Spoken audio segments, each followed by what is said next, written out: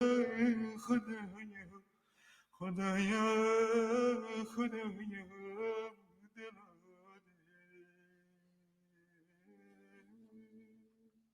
खुदाया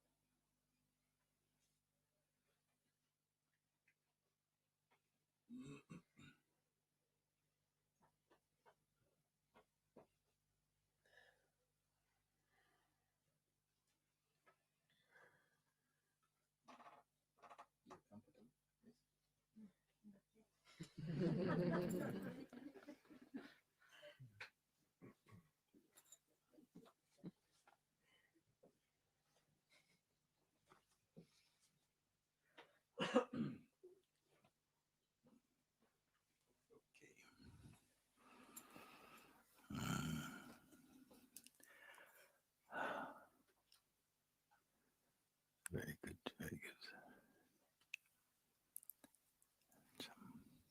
Okay.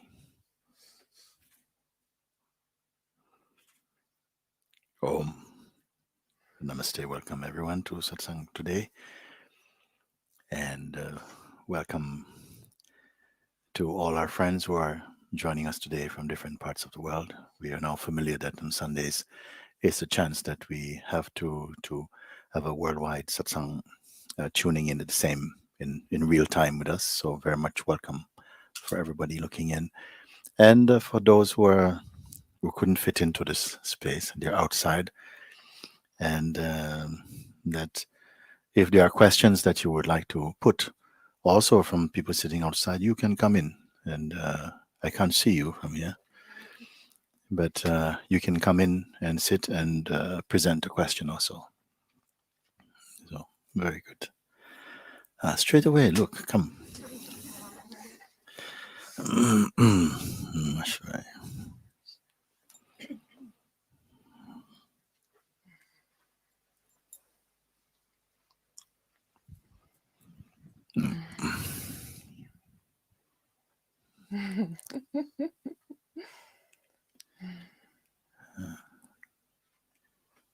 Very good.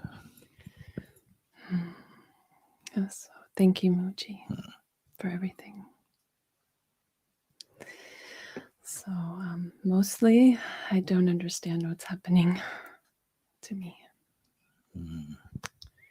And I came to Portugal to meet you physically. Mm-hmm. And yeah.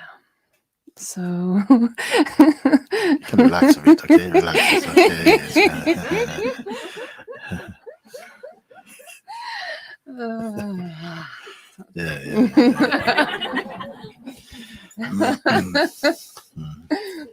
Okay. So when I arrived at retreats, I first time sitting with you, right away I felt a separation, and I firmly said in myself that I don't want that. And so during one of the meditations,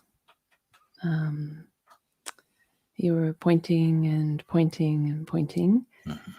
And I thought, oh, maybe I'll experience myself as the universe. And but as the meditation went on and on, I found What you found? Well, you, Hmm? you, not Yeah, physically yeah, you. yeah, yeah. Yeah. So, and then now I'm a mess. You're in a mess now. I'm in a mess, but good. Good.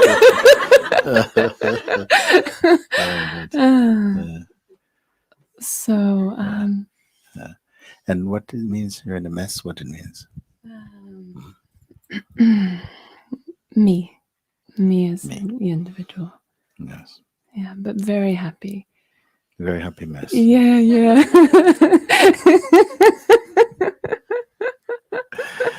I'm sure many people are deeply confused about what you're speaking. Me too. But I So, know exactly what you're speaking. The feeling of it.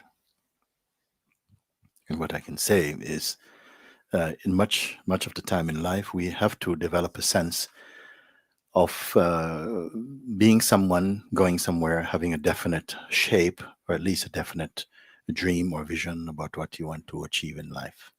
Because everybody does it, and we pass it on. Your family also expect it of you. School also, you go to school, they already point, trying to find where is your strength and point you in that direction and whatever it is. Plus other influences which are probably untraceable, actually. So it's no wonder that we have a sense of being a particular kind of shape, and this shape, this is my shape, and my conditioning is contributing to the sense of who I am, my values, and so on all of this. So everybody has a bit of this. Even whether you turn out to be a Buddha or a Christ, you had some early conditioning. Nobody's escaping this thing. And for many people, for much of their life, they continue trying to fulfill their dreams or their expectations, um, and projections about life and what it should be, and to try and get life to take the shape of your projection. But it doesn't work, and we know it doesn't really work. It's mostly running um, on fumes. We do everything, but it doesn't work the way your mind creates a kind of life, a kind of world, a kind of sense of what would be your perfect life. And life will not satisfy that. It's not the point. So, um, anyway, we carry on. We're experts at this. Yeah, but at some point, whatever it is that caused you to turn your face in the direction of self-research, to look into really who really am I? Many people come to this question. Sometimes uh, because of some tragedy that happened that crashes their dreams or their world or the shape that they believe was so much a fact gets shaken up, and it stirs up a deeper questioning for many people. And often they end up in what you may call spirituality or some form of religion or so on, in search of a way that they can have a better grasp of what the world is, or to make sense of their life or something like that. Some of them come here, others go different places everywhere in search. I don't choose. Here, you are immediately pointed to something which is always present, always present, always pure. This is the good news to start with, that it is not something that you can develop. It is already perfect. There is already a harmony inherent in this universal manifestation we call life or existence.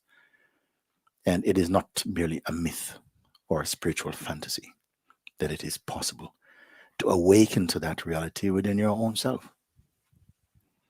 So something feels, yeah, I'm up for it. I want that.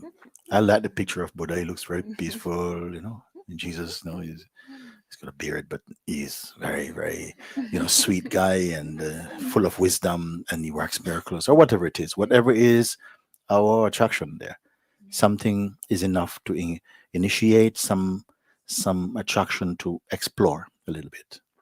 And your exploration may seem like it's out there, trying to find what's really out there. But really, your discovery is in here. What you're discovering is inside. And many paths, they give you a kind of a projection. You do this, and after this, you do this, or 15 steps to awakening, or whatever it is. And it is appealing to different types of orientation, different types of tendencies will be attracted to particular paths for a while.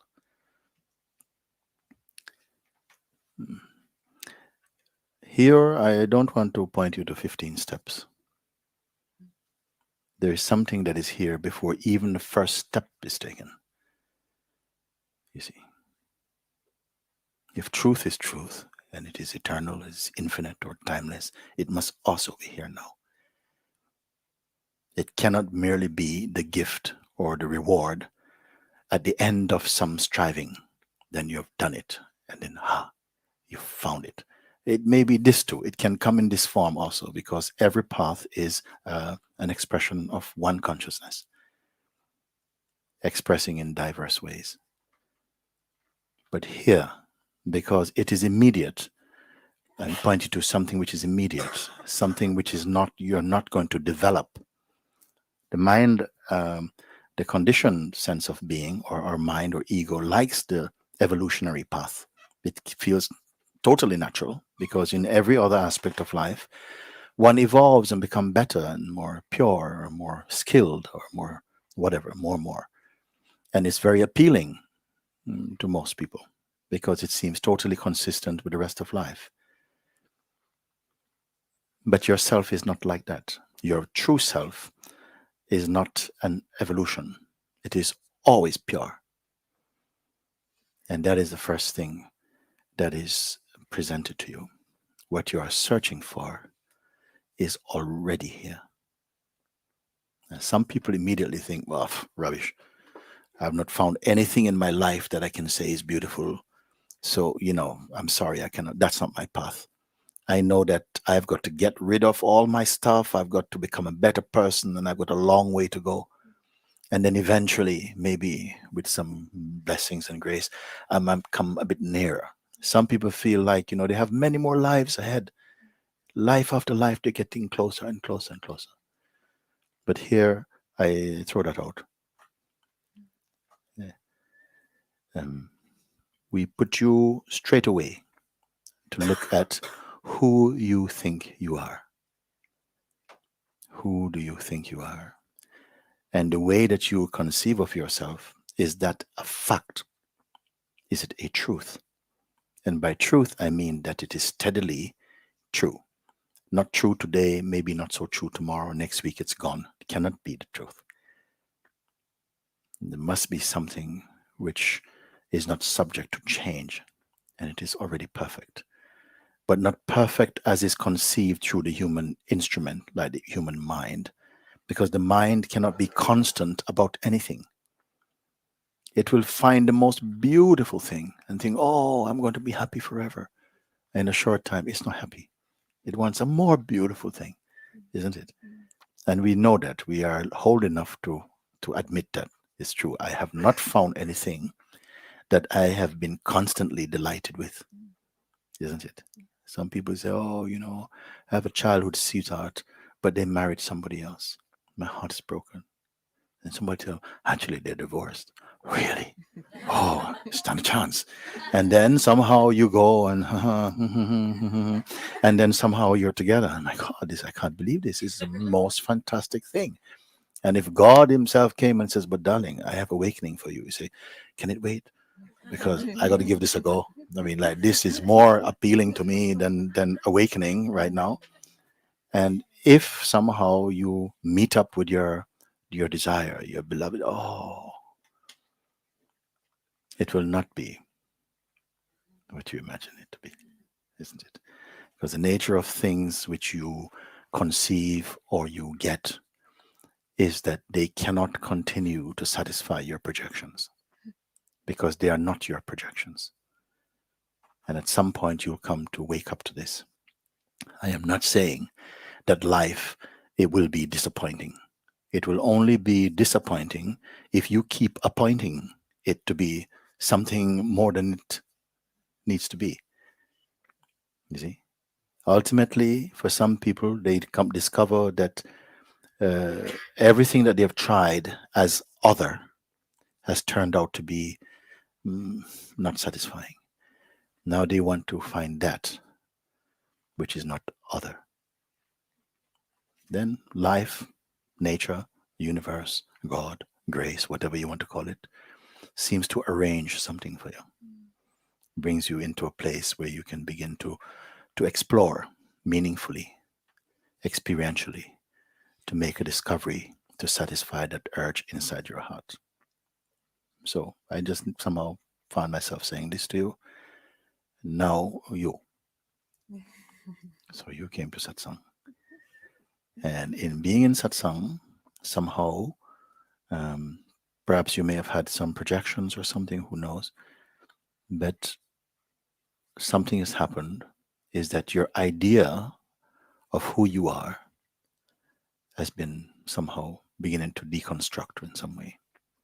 You know, the idea we have of who we are, our self-image, you may say like this, is not holding up under the light of your own introspection.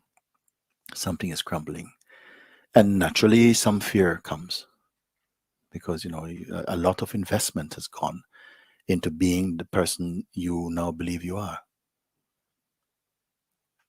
You see, but it was not satisfying. Otherwise, you would not be here.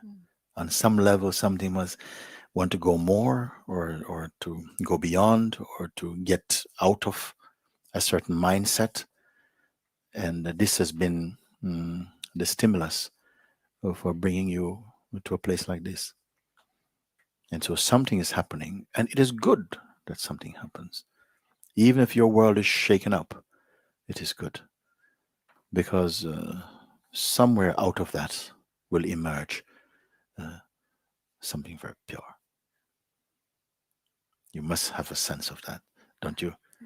Well, there's a hope for that, but still, the way that life's been so far, just Yeah. very full of grace of a lot of suffering. Mhm. And so the trust Yeah. that. What is the suffering? Can we just slim down a little bit and Mhm. just go frame by frame? Okay. What is suffering?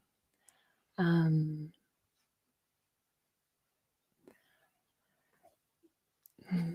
Yeah, so, past belief of the okay, individual suffering. I see. Yes. I mean, the And ideas you have about life and who you are yeah. is falling apart a bit. Oh, yeah. Yes, Yeah. and Yeah. and Yeah. and, and that Before hurts. I It come. hurts. No, no. Yeah. There's surrender in that, Hmm. because it's not working. The individual Yeah, I is not yeah, working. yeah, yeah. It really doesn't work. Yes. And so, And what is observing that? well, I'm hoping myself. Okay, let's say Yeah. it is observed. Okay. Yeah. Yeah, so if it is observed, it cannot really be the observer of it. The falling apartness of the life that you invested so much energy and belief in somehow seems to be crumbling. But there's an awareness of this, isn't it? Now, can we start there? Because I think it's significant enough to take a look at that. Yeah. So there's some joy Hmm. and excitement Really? in that. Yeah. that is falling away. Hmm. Um, You mean a and joy in anticipation or an actual joy in real time? You mean you really are feeling happy? yeah, if I am with Hmm. With what? myself, if I'm with, my words are not very good. I'm No, new no, to that's you. good. No, no, no. We don't like too much expert at words here. Good. Just feel it out. Let's feel it out. Yes. No. So Mm, there's joy. mm, And that's why I was so disappointed that the separation came when I first met you. mm, And I just said, no, no, mm, not separation. I want mm, to mm, become mm. you, and you become me. You want to experience a sort of unity, a Same, harmony, same, a same. oneness, or something. Same, Yeah. same. Yes, yeah. Space. I Yeah. don't know. Yes, it's good to not know exactly. Lots and Yeah, because so when you don't know, there's space for discovering. When you have the sense that you know, something just gets dull. Like you know it, it's safe. When you don't know, then there's a space. There's more spaces there. Then you may observe and you may discover. and still it's very messy here and very messy. And I said yes. Be messy, you know, be messy. Just If here is messy, Mm. does it mean you are messy? Same thing. This I don't know, but the sense is Something is observing messiness, no? Mm. There's a place called messiness here. Do you know? We were what's it called? Messiness. We always go past it somehow, but anyway, there's a kind of messiness, but also there's an awareness of messiness. This is very significant, because if really you were messy, you probably wouldn't even notice it. You understand? You probably would not notice it. You would notice it because you're not that. Something is aware of. Now it's messy. Now it's getting better. So you're observing some phenomenon, something. So the very fact that you're aware of something is being messy. I only say don't identify. Observe, but don't identify. Also, it doesn't give anything to your experience by identifying, apart from making it feel claustrophobic. So just now, messiness is happening. No, and then there is a space there. There is the awareness of messiness. So if it changes, they'll be aware that now the messiness is going. So don't define yourself by what you can see. You are the perceiver of it. It just must be true. It must be. We're not creating. We're not creating. You're only observing. It's not even a belief system. Even though you don't even so much need to believe or trust or hope. Your cool and sober seeing is enough actually to confirm. Suppose you're messy all the time. You would not tell people you're messy. It's just the way things are. And when the way things are, you don't say, look, I'm breathing. Nobody can say, look, hey, I'm breathing. Unless somehow you almost died and then came back and, oh, I'm breathing. But normally you don't say I'm breathing because everybody breathes. You see? So you will not say what is natural for you. You don't speak about it. So you speak, oh, my mind is in a mess, meaning that it's not my natural state.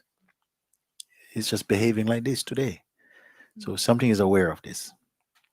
And I'd like to see if I can go further into that with you.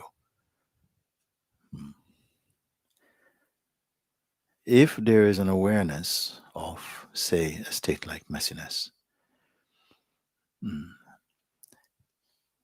and it feels very strong, like it's really messy in here, okay?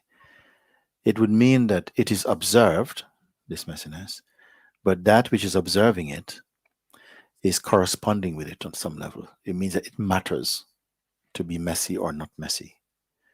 So that observing or observer is not the pure observer because it has some relationship, some interest to be not messy or this is too messy.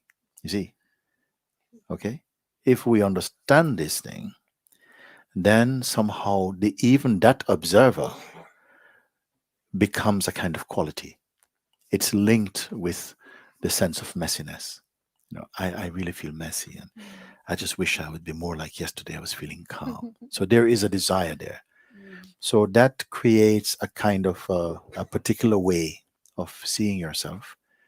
And that is what I would call it is still phenomenal, meaning that it is just a shape, it's a feeling.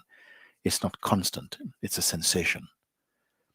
As soon as that observer is detected, then it also floats forward as also another phenomenon being watched, and a deeper awareness, which is not personal, becomes evident. Does anybody follow what I'm saying? Thank you. Anybody follow on this side? Okay, okay. Never mind. Just coming. So this is not easily understood in the context of our usual way of conceiving and perceiving and relating, because almost always it's on the basis um, that we are this. I am this body, and I'm the person living in this body. That everyone feels I am a person. I'm a man. I'm a woman. I was born in the Caribbean. This is my upbringing. That's just the way I am. And we embrace this identity. Although, if we simply observe a little, you begin to find that uh, at different stages throughout my linear life, I felt very differently about who I am. I've had different identities, different ideas. Even sometime in one day, I feel very different. Sometimes I'm a very kind person. And sometimes, oh, he's a real little bugger. This one. Another time, very deep. Another time, very superficial. And so, you know, you you cannot be rigidly any of these things. You see, they're like a kind of portrait of the moment, a self-portrait of a moment. It's always changeful, but there's something that is constant, in whose presence the changeful self-image or images are perceived. I am talking like this.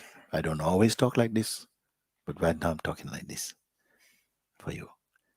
Something, an idea we have of who we are, mostly held in memory, hmm, somehow, in the light of a deeper seeing or introspection, begins to wobble. The idea, the self identity begins to wobble, and it feels deeply uncomfortable, because for a while you feel, I don't know if I'm on steady ground. I don't know. My life is falling apart. And people say things like this. And just about that stage is when we call for help. You go to see a psychotherapist, or somebody might actually take you to some place and they section you for a little bit and just say, this one is not coping in society. Take her to the White House or whatever. So yeah. Yes, and that was, I was very close to that Very before I close. came here. Yes. So very close. Yes. And But yes. nobody tell you that this also can be a trigger, a very important stage in your mm, unfolding into consciousness. It is not encouraged or perceived in beautiful ways in our culture. You see, you're not meant to fall apart, and yet to be totally free, something has to fall apart. Okay? So it doesn't mean you're going mad. These are just the cultural symbols that we use and say, oh, right, she's off her rockers again, or whatever it is. You see? And it seems as though to cooperate and be accepted as a usual, normal member of society, you've got to be very straight and boring, but we don't use the word boring. We just say consistent, okay, or whatever it is, okay? And you are not allowed to be unique, particularly, because if you're too unique, nobody can rule you. Understand? This is not anything against government, because the government also has to come to satsang. Also, I would like to see. Okay, so I'm not speaking against, because contrary to what we may think, the government don't know more about truth than the citizens. They may know about the kind of the they may keep things hidden, but the things hidden are not truths. They're not the truth of life or of being. It's just they're holding back some of your tax, or they're doing something, or they're manipulating. That's not truth. Hmm? That is all to do with a little bit to do with our misconceptions about life. And so, if your life is falling apart, it's only that you need to fall apart in the right place. Okay? You can fall apart. If you fall apart at work, it's not looking good. If you fall apart sometimes in your marriage, don't look good. See? Because they can't cope. You fall apart in school, it's not good. You fall apart even in church, not good. You see, fall apart in politics, not good. Fall apart in ashram, very good. Fall apart in a true sangha, very good. Necessary. There, people will not feel sorry for you. They may even envy you. I want to fall apart like that. I've been waiting here. I've been waiting here for a good falling apart. Nothing's happening. My mind is too tight, whatever. Okay. Because we know that the outcome, hmm, you see, you cannot laugh like that in society too much also. I think, what's wrong with her? Why is she laughing? If you're crying, oh, everything is fine. But if you're laughing, it's not allowed. Sign of madness, too much laughter. Too happy, something very strange. Hmm? So, and some of you have come, you have done a bit of laughing yoga. You see that you're allowed to just act out and to release some of that pent up frustration, which is caused by this need to always be in control and to be always, reliable and to be very nice and to be courteous and to get on with it and all this type of stuff, which is also okay. It's okay, but it's not great. Okay. So something begins to maybe sometimes just deconstruct a little bit. And here you are encouraged and supported to relax and to trust the process or the undoing. Because in the mind, it feels like if I collapse like that, then I'm seem like I'm just dissolving into infinite space. And I've got a job, I've got my family to take care of. I've got the cats to feed. I mean, how am I going to cope, Mooji, if I just become the universe? I said, well, you're going to be fine. you're going you're going to be super fine. Uh,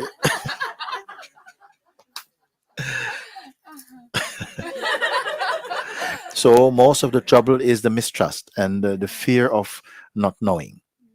And much of the most beautiful discoveries comes out of not knowing. Sometimes the sense of knowing can in some way restrict you. And very often, even in the search for truth, the mind goes ahead and has a lot of projections about what it is to find truth, like somehow you'll be able to do miracles or levitate or the different things like this. But here you're discovering a very natural, very simple, the simplicity of being, you see, and the spontaneity of existence, your own existence. And that you don't have to be saving up techniques to live in life. That you are not someone living life, that you are life. And at the same time, the witnessing of the life that is unfolding also. And that is not something that's easy to explain. And this is why I don't want to explain too much. I prefer to sit with you and what you're discovering. You see, I don't want to give too much shape to what you should discover. It will be a fresh thing, beautiful thing. But always, it will be pulling you into a harmony beyond merely intellectual knowledge or conviction. A truth cannot merely be a theoretical finding. It has to be a livingness, an aliveness. And the less you're able to speak about it, paradoxically, strangely, the more authentic it is inside you. Because truth is not some special secret cluster of concepts or something. Truth is life and what is, and what is indefinable and timeless, unborn, pure awareness. These are words that I can use, and they only point to something which is beyond words altogether. And this something, nothing, is you. And you're here to somehow recognize it profoundly within your own self. It's like this. So again, it is not something that you're cultivating truth. If practice is anything, it is to help you to recognize that which in itself is not a practice. And who is the practicer also? If truth already is, then who is the practicer? You have to find out. It cannot be truth practicing. Who is practicing?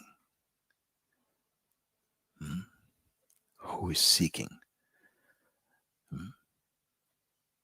I say it is yourself in your self portrait as a person. The idea we have of who we are, that is very tightly believed in, is still consciousness. It is consciousness. But it is consciousness that has adopted the body as its root, as its ground, and the belief, I am my conditioning, I am my identity. And that is a distortion. And that distorted consciousness will go through somehow the journey of duality, true duality, and to make use of whatever wisdom it applies to find its way home to its own self. That's one way I can put it. There are other ways people put it. I put it like this for the moment. So your falling apartness is not such a bad thing. It's a necessary thing. And in fact, you are going to find what you are cannot fall apart.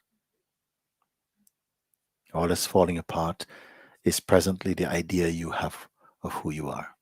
And it has to fall apart. The idea we have of who we are is suffering from other ideas it has about itself.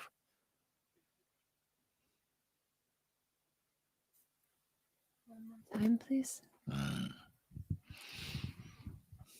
Our self image is suffering from its own projections. That is not the truth.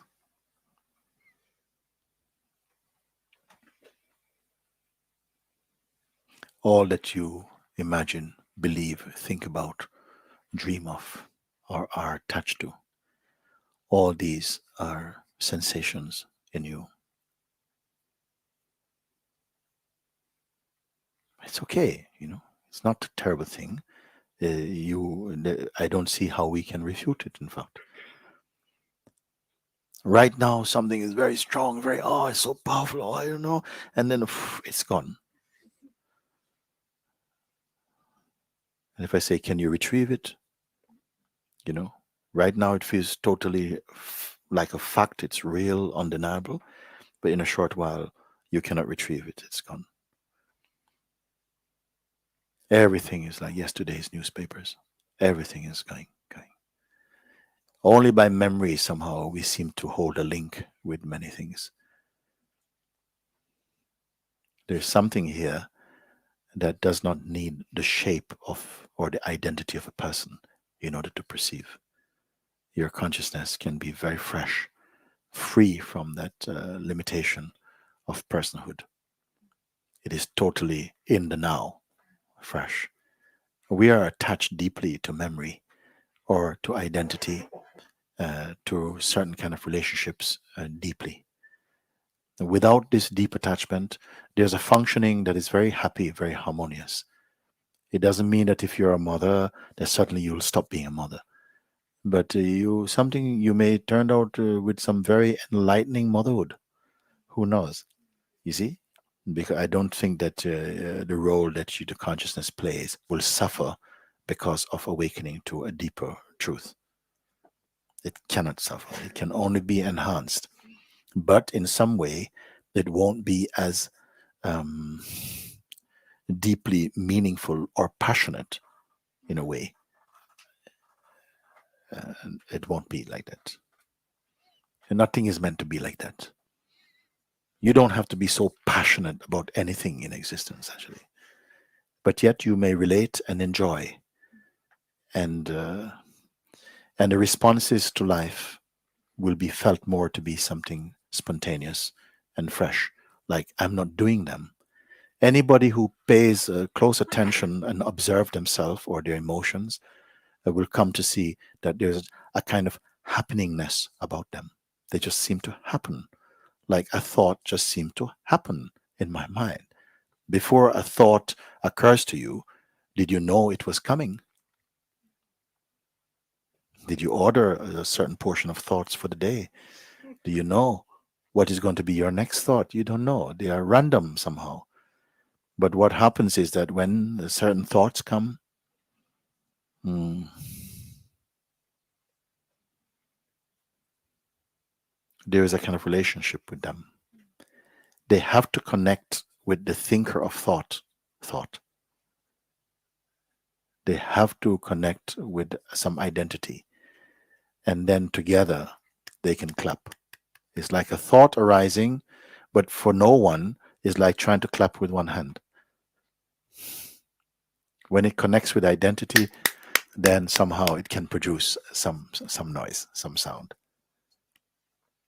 And many thoughts, you can say, potentially appear or arise in the space of consciousness and don't register because there's no interest in them.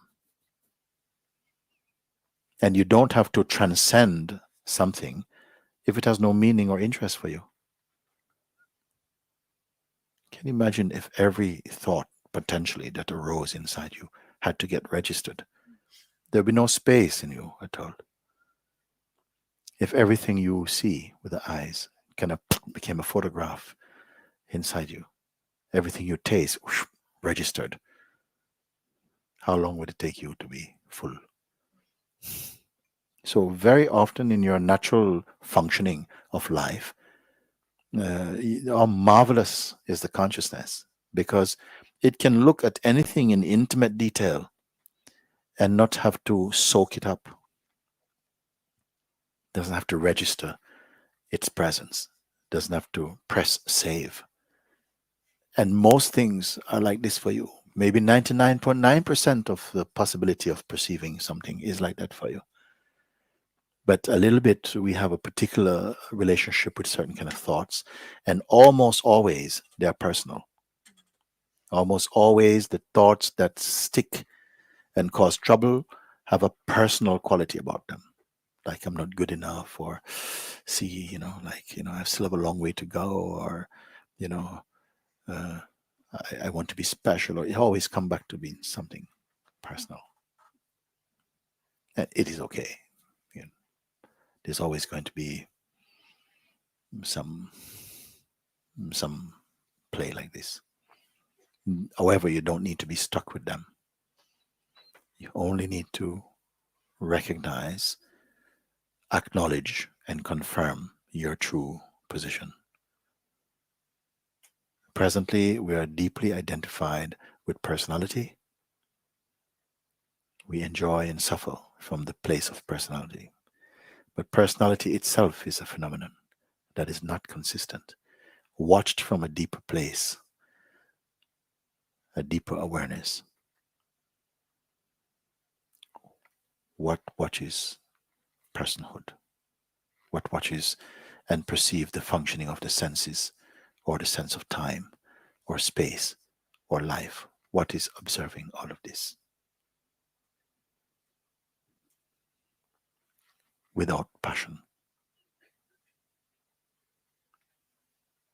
You don't need imagination for this, what I'm asking. First of all, can you refute or acknowledge that whatever you call your experience is only what is reported to you, only what has arisen in front of you and has been somehow validated by you at some level? You're the witness of what you call your life.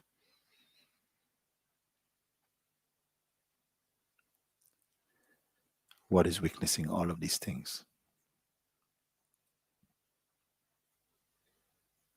And I don't want a mental answer about it. Try and understand the question. And there's a light inside the question that is guiding the question to a place of recognition.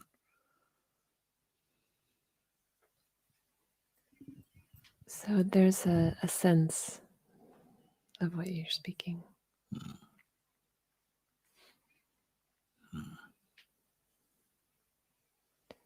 What even observe a sense?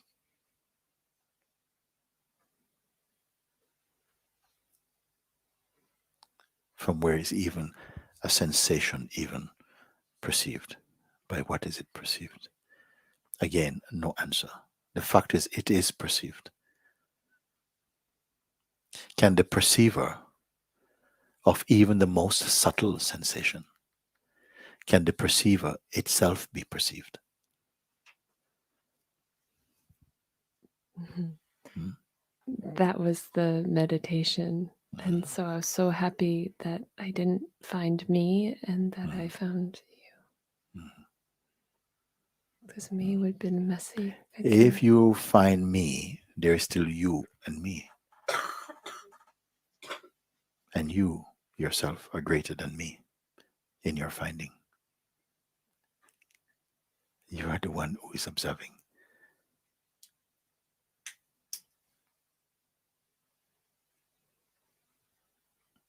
But it wasn't you, Mooji. So then if it's not me, then this you and I must be same.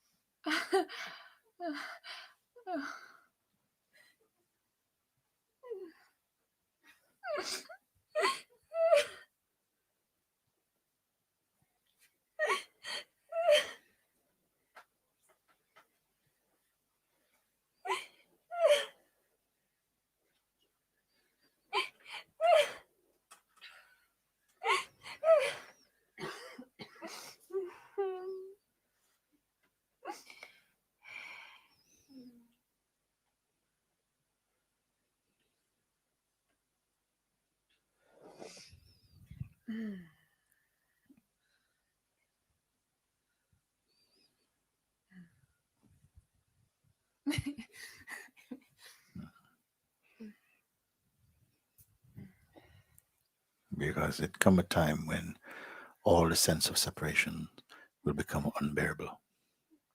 And that is grace.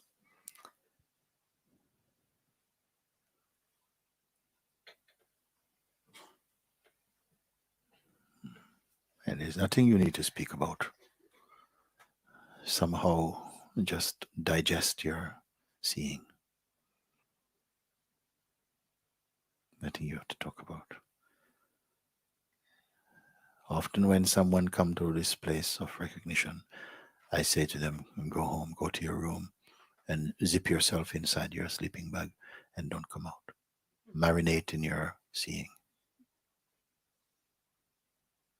Don't touch other.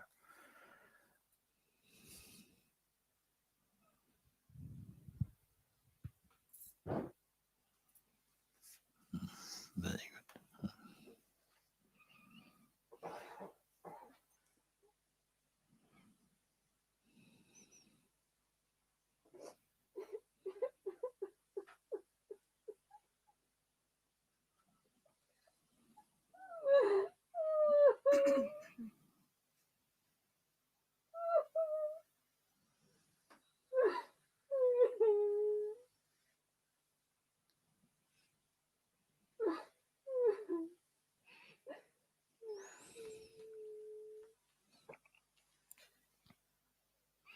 Tell me, what kind of tears are these? What kind of tears are these? No idea. I don't care. I don't mind. Yeah, it's no problem. Very good. Yeah. Okay. Very good. Mm. Oh, come. Thank you.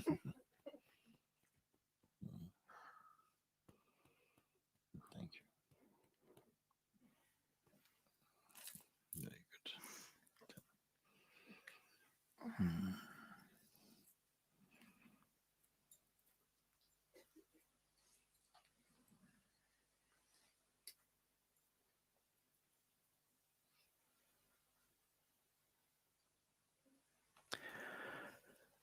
Okay, come.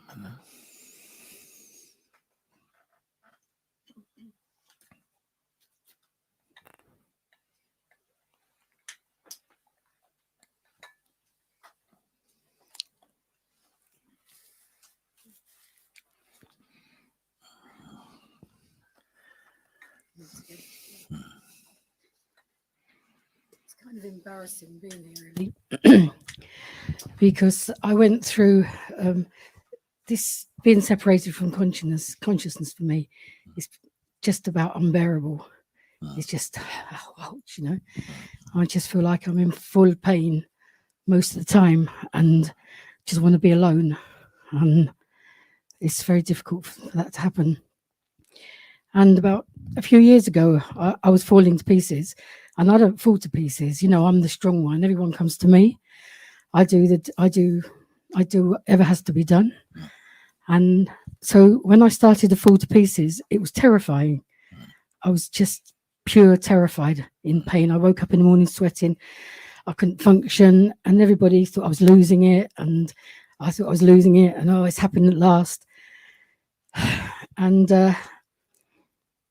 when my daughter's here, they all thought I was losing it, and they were all scared, and I could pick up their fear. And I even tried to book myself into a mental hospital because I thought, I don't fall to pieces. I bend, but I don't break. So I held on and held on. And then I went to the doctor, and the doctor said, "Oh, you're depressed." And I said, "Well, I'm not depressed. I just feel anxious." He said, "But no, you're depressed." I said, "No, I'm not depressed. I'm anxious. I feel fear." And he said, "No, that's depression." So anyway, he gave me some tablets and said, "Go away, take these." And I went away and took them. And at the same time, my mind and my consciousness was pushing, pushing, pushing. And I'm still taking them. And I feel ashamed, I feel really deeply ashamed because my consciousness is overcoming even the tablets. And I'm just frightened to stop taking them. I'm frightened that if I stop taking these things that I don't need, that I'm going to become this thing that I couldn't live with. And yet my consciousness is saying, it's okay because I'm with you. You're not alone.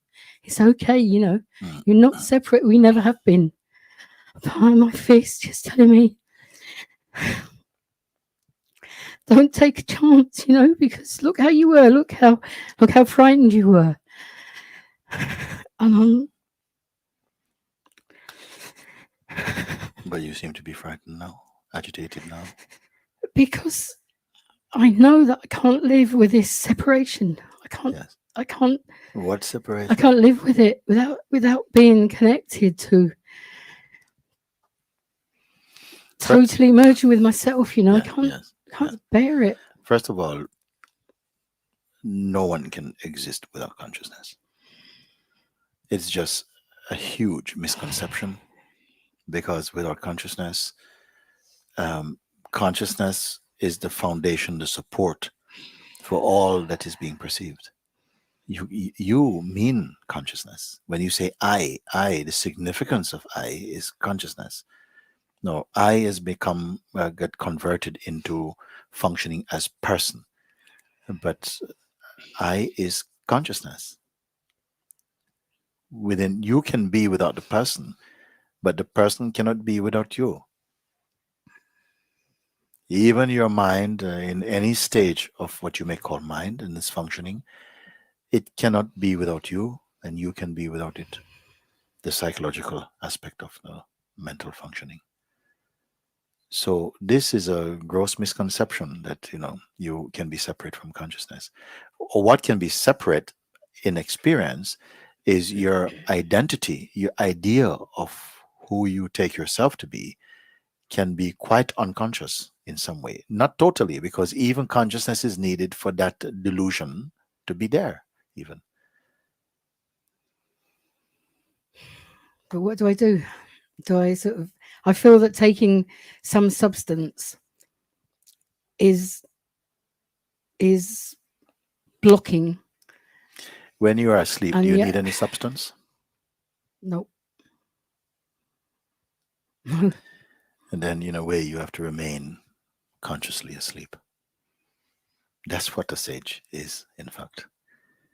It's like uh, the functioning of the life and the senses and so on is carrying on.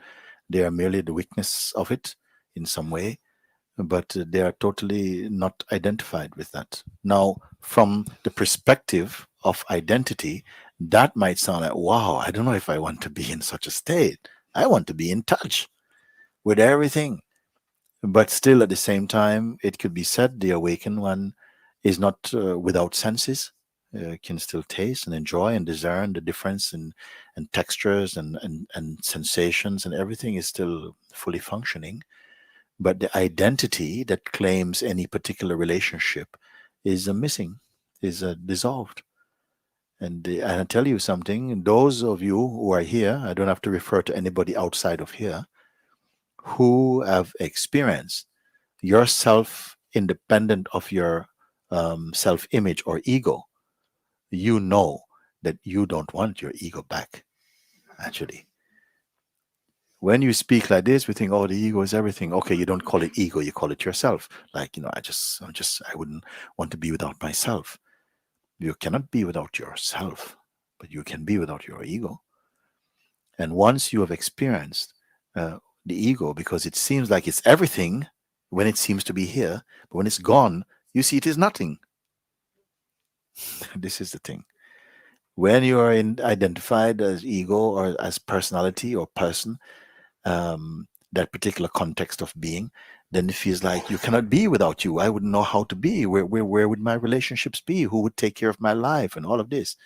But once you have the sense, the taste, the immediacy of your true being, you see like the ego was just like a finger that's covering the sun. It's nothing actually, you see. So this feeling, like the feeling of, you could not stand being separated from yourself. You are always yourself, but not consciously, not conscious of it. You are the self. You cannot be without the self, but you can be without your self-image, which is just something which is always changing. It's not fixed. It cannot be fixed. By the law of life, your feelings are changing. Nothing in the manifest world or on the plane of relativity is constant. It's always changing. And there must be something that is constant enough to watch the changing. The thing is, I felt this consciousness and I know what it feels like. I know it. But if I fall to pieces and I want to get rid of this ego, I mean, it's pretty big, but I still want to get rid of it. I don't quite know how. But if I fall to pieces, if I go back to falling to pieces, where am I going to fall to pieces? Where? Well, I'd have to go and find some little room and be away from everybody and just fall to pieces on my own because there's no one going to pick me up. You know No what? one. It's not going to happen. You're not going to fall to pieces. Some pieces are going to fall, but you are not going to fall to pieces. You're living with some terror that's being held inside your mind, but it does not exist. It is a stage that you had to experience. And somehow it is as though this memory, exaggerated somehow in the mind also, is holding your beingness hostage. You better not go there. Remember what happened last time. You see? Sure. And it's fear of the fear. That's yes. all. It was always that. Yeah. It wasn't for something. What are you frightened of? Well, I don't know. Well, you must know. Well, I don't know. I'm just afraid. And but you never get afraid. I am. I'm afraid. I'm afraid now that no one will be there if I fall into always the fear is heap. greater. Always the fear is greater than the actuality. In fact, many people are living in sheer terror, in the expectation of something that they've never experienced. Of course, something very strong, very powerful may happen. But the fact is, if and when it does, it also brings with it a tremendous offering to you. If you are at some point, especially now that you have mellowed somewhat and grown more in your introspection and so on, it will be a very different reading for you. Now you can make use of it. Perhaps there's a time things may happen to you and you could not find a way to have any value in it. But now it will be very different. Mm. You somehow will find that your consciousness is sufficiently mature to somehow, when the saying, when life give you lemons make lemonade, somehow you will find that wow, this really brought something. If this had not happened, I wouldn't really have grown over this thing. If this thing, and very often it is a very intense experiences that actually move you on into a deeper place in your life. It's not sort of like honey flavored moments, Mm. isn't it? It got me to my knees, and that's hadn't happened for a long time. And going on your knees is not a bad thing. No, tired of standing, try kneeling. I had this thing on the wall, Mhm. and it was the only thing really that I could hold on to that felt. Yes. And from there, this journey began. And I suppose I should be grateful, but I just, I'm still scared to let go of that last little bit, that Yeah. says, yeah, but this isn't really you. These are some I tablets. would like to sometime do, even maybe we talked one time, I'd like to do a death meditation with people. I like to maybe do one falling apart meditation. It'd be a very good one, isn't it? Because all these things, they're nothing, you know. Mm. Uh, Especially with the benefit of your own satsang, to begin to see that everything is observable. It's only when you are so deeply identified that you overlooked the power in you to observe things.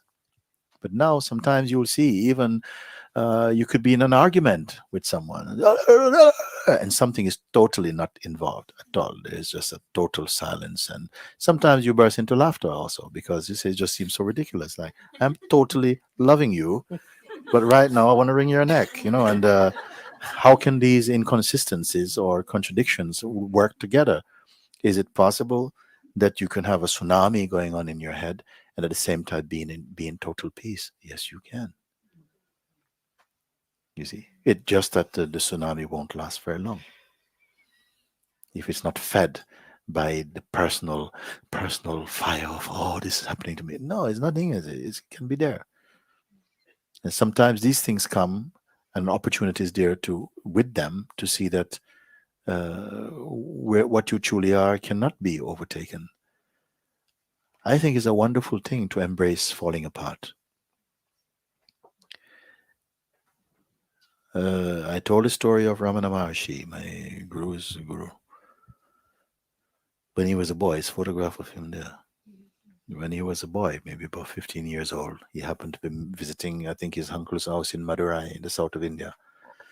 And while alone in the house, suddenly a kind of panic attack overcame him, and he felt, I'm going to die, I'm going to die.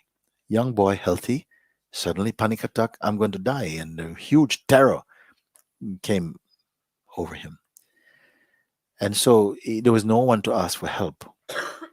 So what he did was, strangely, he lied down on the ground like a corpse, because in India you always see corpse, you know what the dead person look like when they. So he lied down and straightened his body up and said, "Okay, I'm going to die. I'm okay. I'm just going to witness it." And he felt the body tightening up, like some strange same powers there, and he felt curiously really alive. He says, "Well, something seems like he's going to die, but something here cannot be touched by dying." And in that moment, it was such a profound experience that the entire fear of death vanished from him. And for the rest of his earthly life, this it never came back. Now, for many people have had experiences like that, but gradually the mind seemed to come back and they sort of kind of forget it.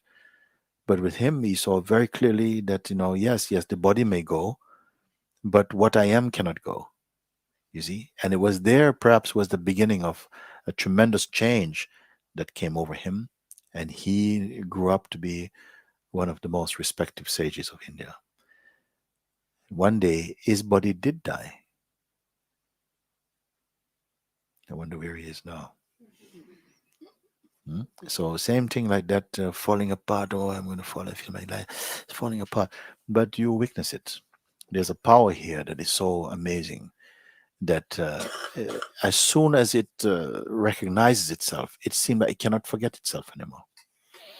I remember one time a few years ago, we were in Brazil, and we had been touring around Sao Paulo and different places, Argentina, also America. We just came finally. There was towards the end of our time in Brazil. We went to Radha's family place. There was a swimming pool there. Also, we with the team we got there and we said, okay, fine, we want to relax now. There was a pool in the garden. We all jumped in and I did a backflip into it, but I realized it was not very deep. Just and immediately head first, like this, the head hit, and that instant, unexpected, was seen inside my consciousness, of course. Just no matter if something happened in a millionth of a second, it is still perceived in that which is unmoving. And the thought arose, go to the surface, and so on and so on. But there was total stillness inside. Go to the surface, could feel this warmth in the head and everything like this, and coming out. And I said, this is wonderful. This is wonderful because one day your body will drop also, and you will witness it. Your falling apartness may happen, and you witness it. Recently, we were in Ukraine. Sometime in some countries, it happened like that. We were on tour, and then somehow, out of the participants, somebody seems like they freak out or something. And I said, bring them up, bring them here. Or somebody pass out and somebody's shaking. I said, bring them. And they bring them, it's like some medieval scene or something. They bring these people on the stage, they come. And I say to them, what's the problem? No problem. Inside the Buddha, what's the problem? No problem. Mhm. What is wrong? I'm free. I'm free. Body like this.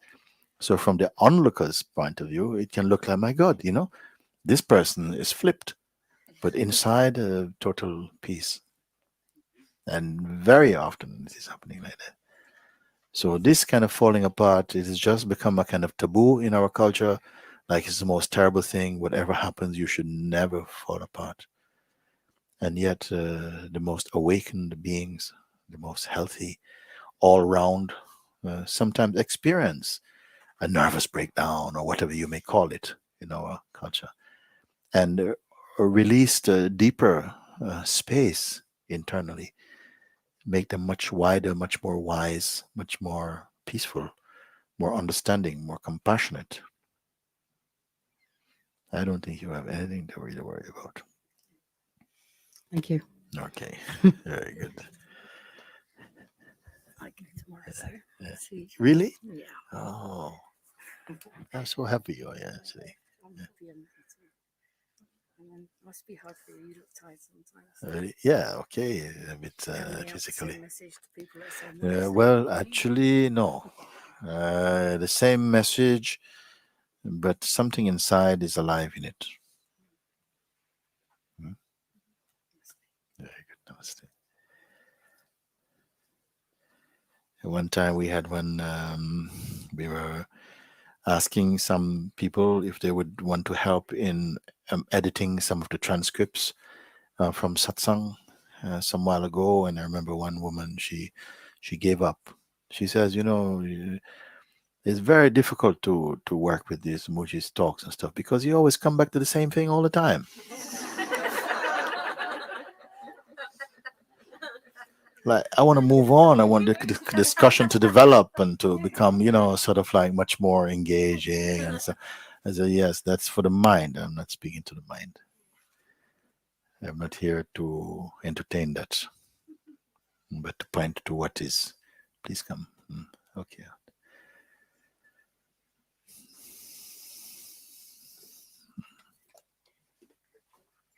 Very good.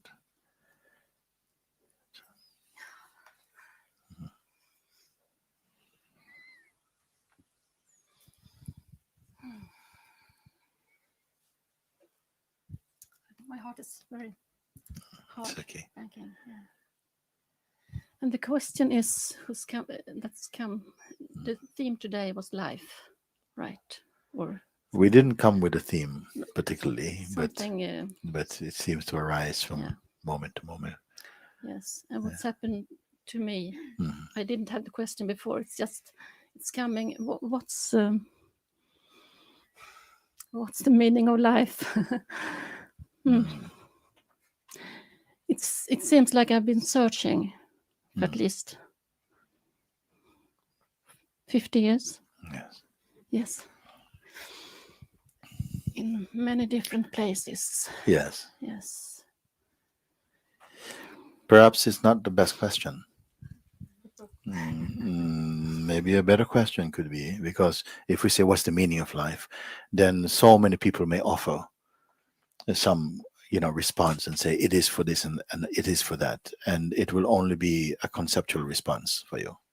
You may say, oh, I like that, it's yeah, I agree, or I've heard this before, and this is what. So it's something still outside. Yes. Yes. It has to really be, who am I in life? Because whatever the meaning of life is, whose meaning is it? There cannot be a meaning of life without one for whom that meaning means something.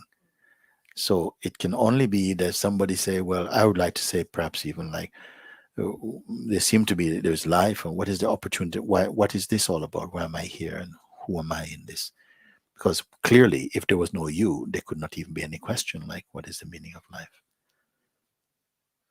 So it has to come back to, who am I, who even perceive a life and want to know its meaning? Who really am I?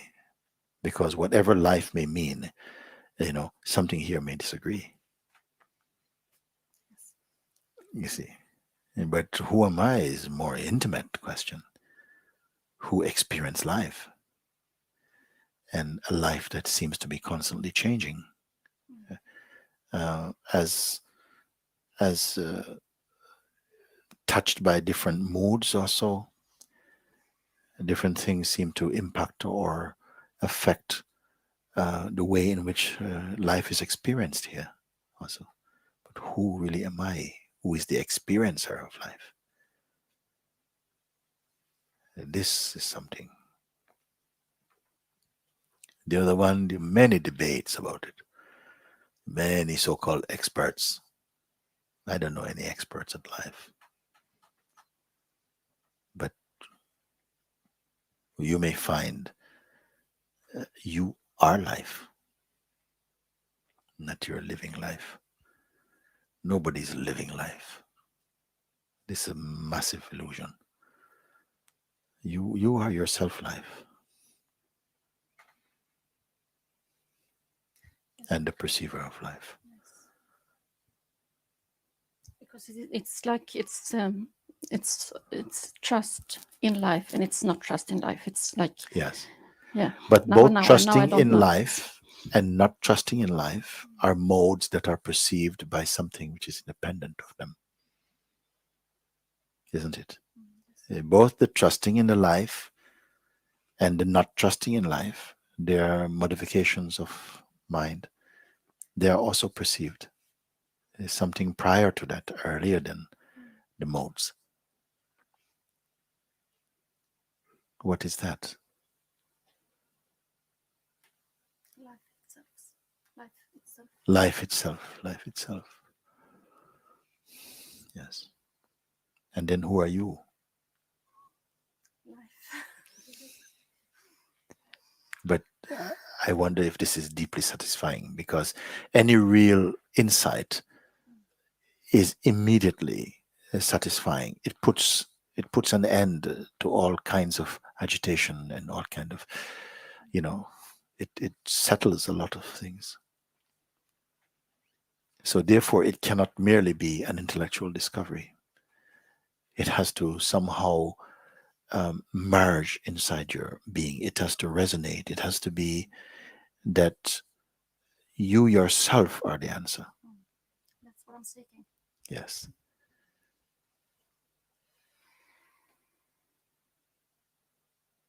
Well, let's see how far we can get today. Because there is a seeking in you for something, isn't it? There's a seeking for something, and you say, I want to search for the meaning of life. You put it like that. Okay. But if a supernatural being should appear to you and say, I am a supernatural being, I'm one of the highest being in the universe. And your prayer, your request, your urge has come to me. And I have come to satisfy, to fulfill this desire. Okay? And then this being says, behold, like this. And in front of you, the great meaning of life. Whatever that could be. The great meaning. What could it be? Could it be some sort of, blazing concept or something, or some image? What could you imagine it could be?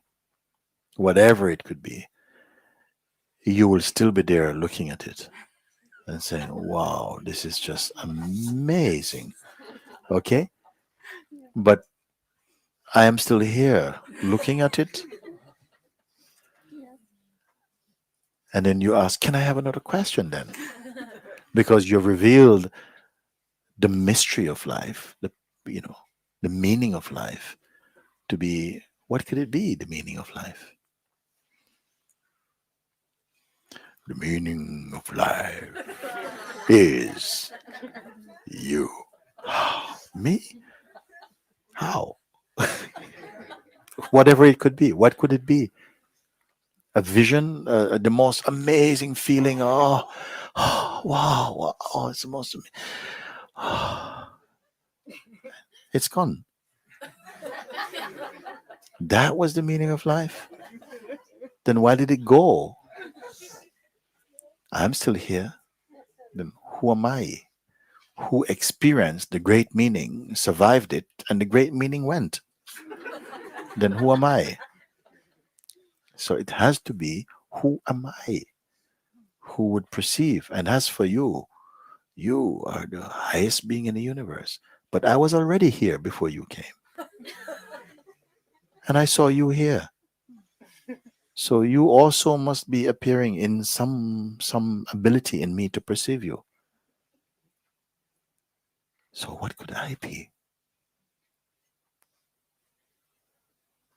Intellectual, I know, I think, but I don't know here. Yes, and you say intellectually,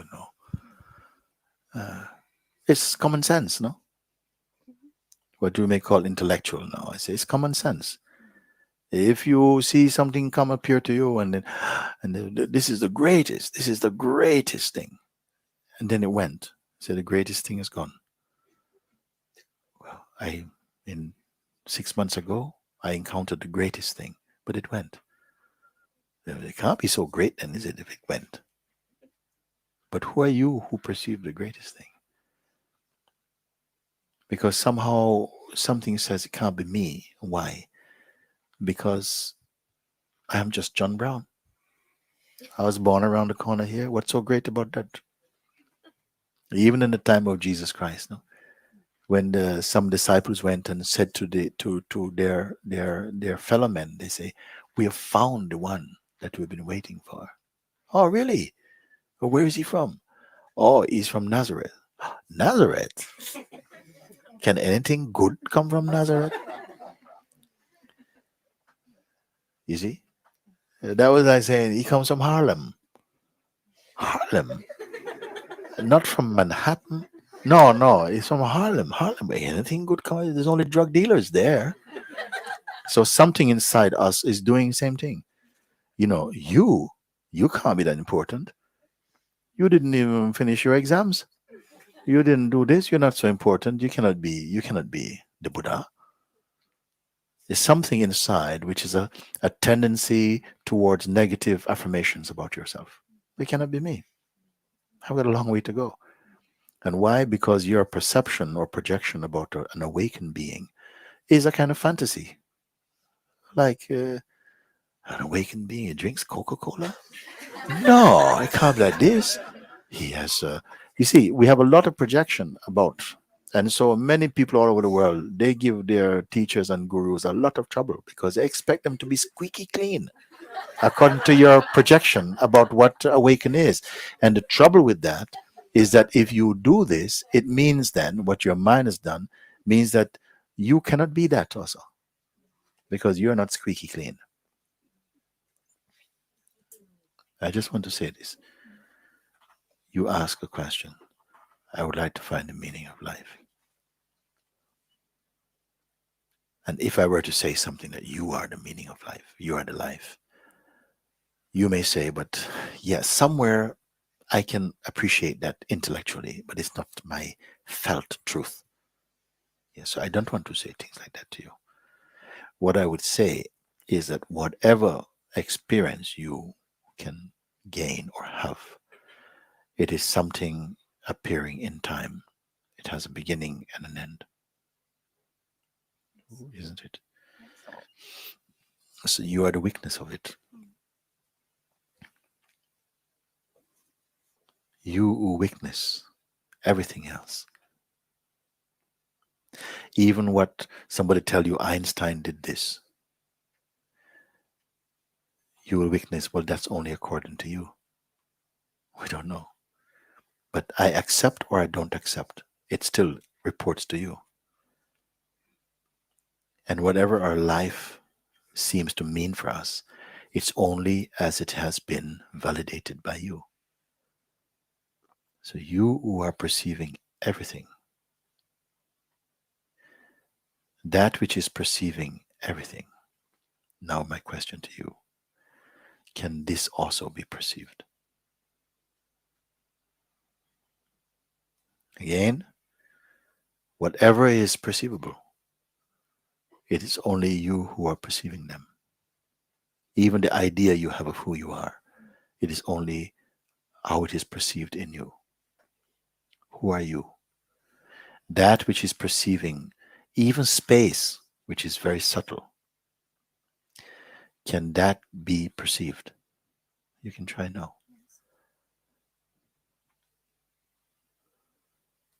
Yes, it can be perceived as what is it perceived? As space, Speak in the microphone, they want you to speak. as space, as Yeah. emptiness. There's a perceived like a sort of emptiness. Mm. That which is perceiving even emptiness. Don't imagine. Don't imagine. No, don't imagine. No, I don't. Yeah. I'm What really is can- perceiving even the sense of emptiness? Yes. Yes. Does it have a shape? It's like it's growing. It's growing. Yes. What is perceiving growing? Growing also is Yes. perceived. Yeah. Okay. What is watching the sense of growing or expanding? What is? What is perceiving this expansiveness?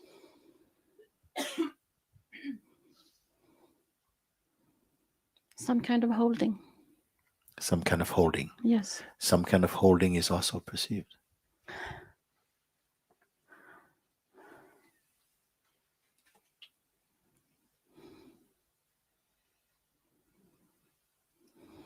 What is perceiving, even perceiving itself? What perceives even the functioning of perception itself?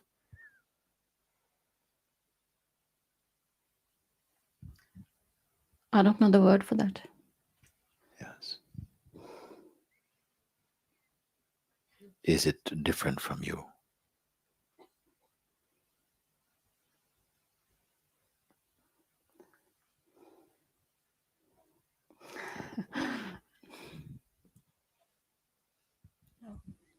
No, it's not.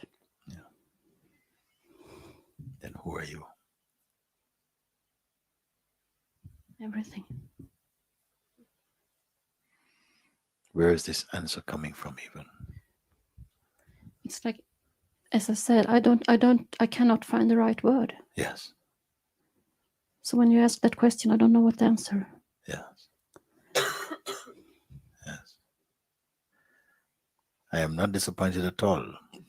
because any answer you could find, any word you can find, it will not be it. It's like expanding. It's still expanding. There is expansiveness.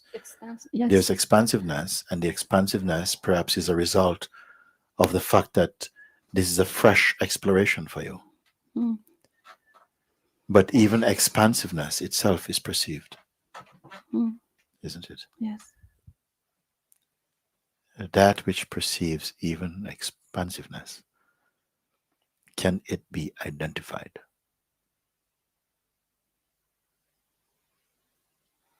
Can it be touched?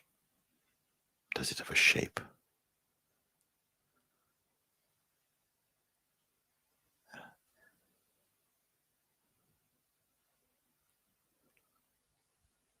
Even the searching for it is also perceived in it. Even the search to find it is already perceived in it.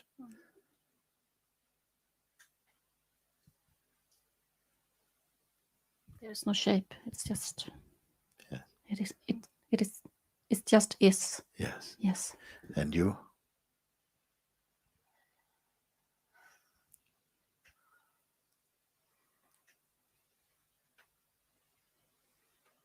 I'm just perceiving it. It's like I don't want to go up in my head and think. So it's just like I want to stay here. Yes. Yes. Yes. Can anything in your head do anything to it? No. Okay. This is you.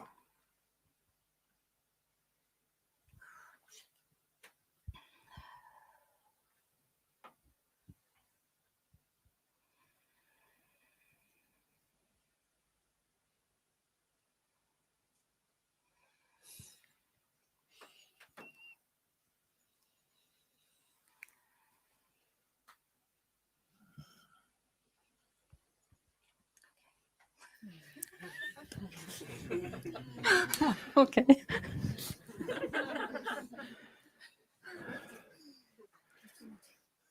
Very good. Very good. Now you don't try and figure out anything now. Don't try and figure out anything.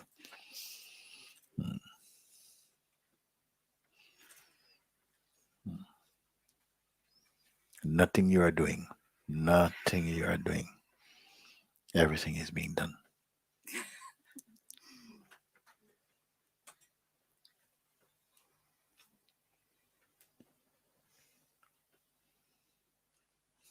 Very good. Very good. Very good. Very good. Very good. Very good. Wonderful. Wonderful. Wonderful. Thank you. Very good.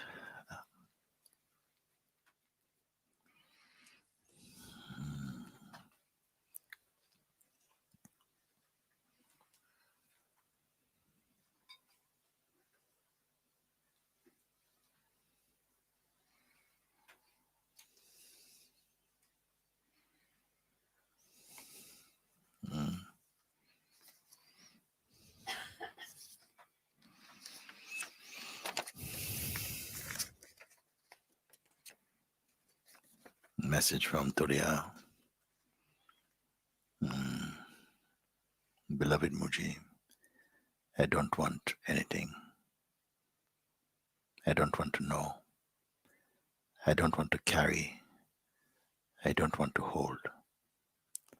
I don't want to know what is ego. I don't want to know what is mind. I don't want to know what is consciousness. I don't want to know what is self. I don't want to know even what it is to know. I don't want to know happiness, sadness, suffering, or joy. I don't want to know what is I. I don't want to know what is this me. I don't want to know who it is who don't want to know these things. Please answer my prayer. I want nothing else. Let me be without me always. Let me forget me. Let the universe forget me. Please hear my prayer. Don't let me appear any longer. Kill me now. Destroy what remains. Love, Turiya.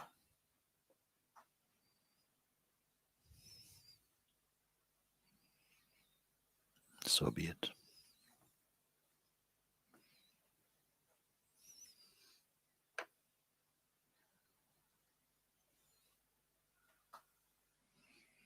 When you come to a place like that, like this,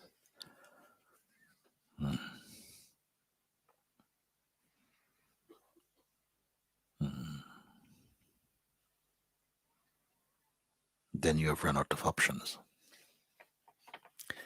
You run out of moves. When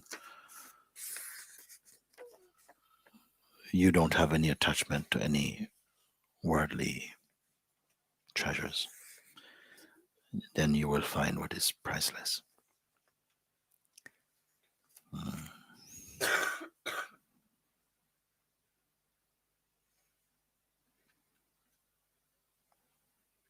Mm. Turiya is that one who lives inside my heart, the undying one.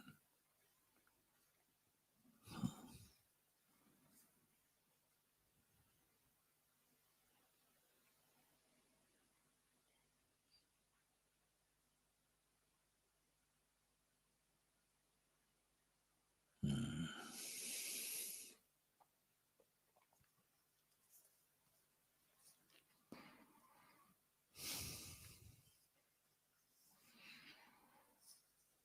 I'm always waiting for someone like you.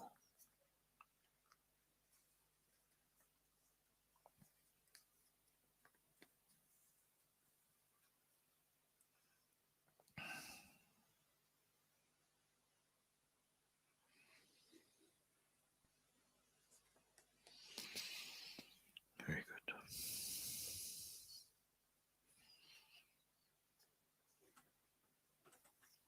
Very good.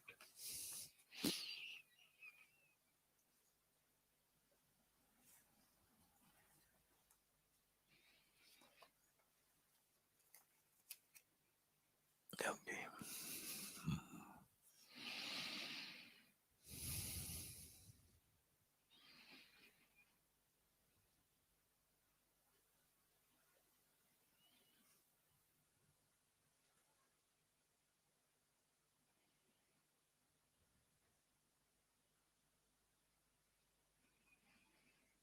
Rumi says something. He say, "The one who brought me here must take me home."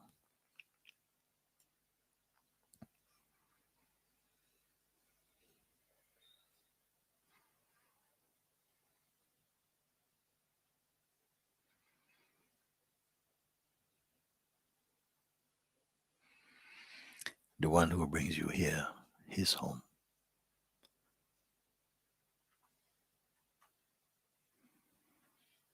Mm.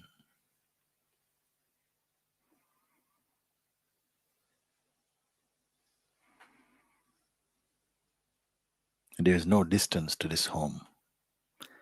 There's no distance except the distance of a thought, of belief.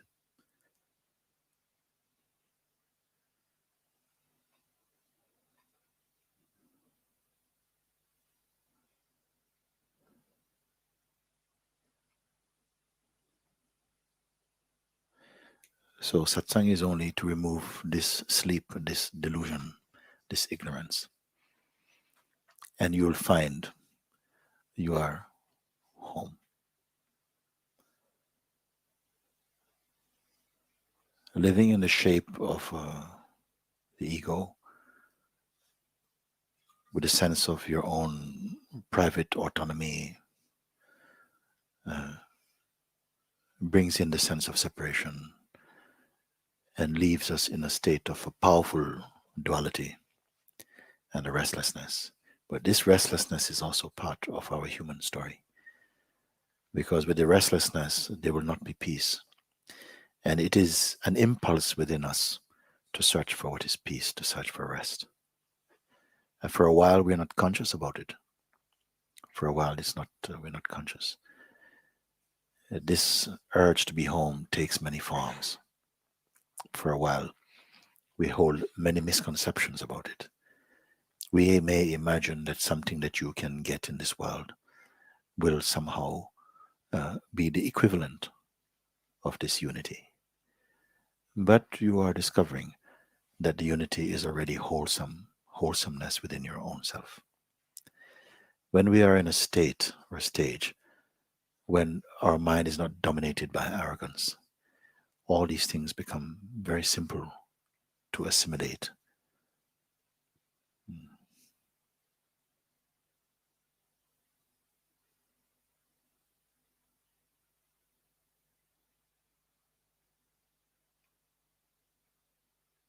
I shared before what Rumi also said.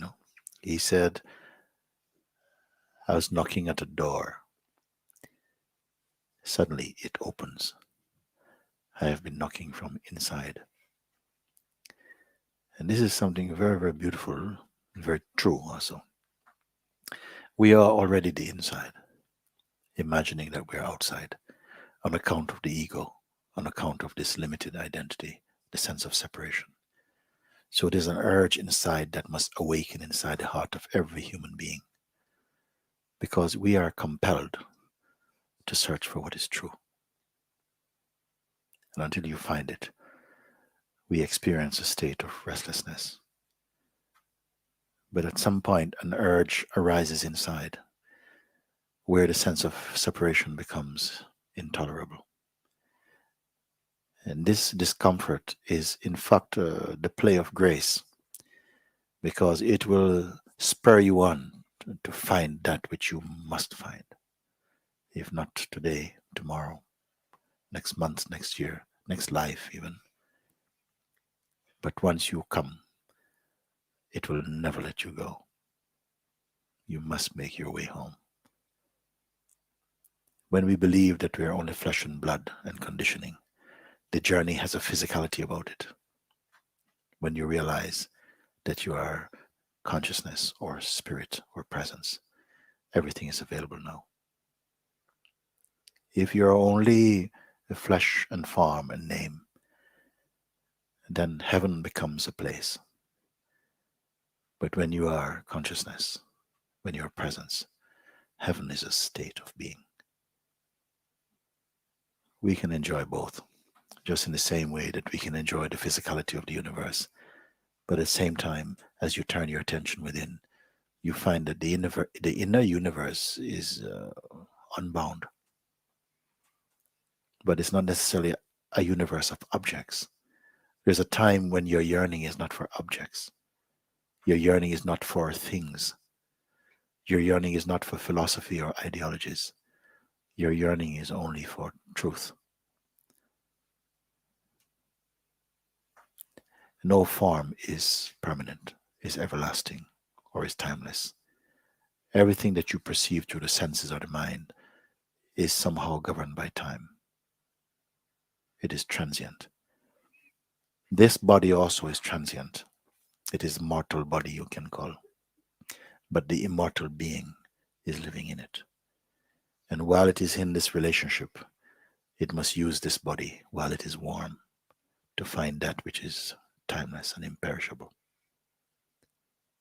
And this is what I would call the supreme calling of human beings, to discover our true nature. And we can see, when we haven't done so, the outcome of that. When we live only in that shallow idea of being a person or being this body, how it promotes selfishness and a duality that creates great suffering and sorrow in the world. So I'm always happy with the beings who find their way to Satsang, Because if this world was only as we have been conditioned to believe it is,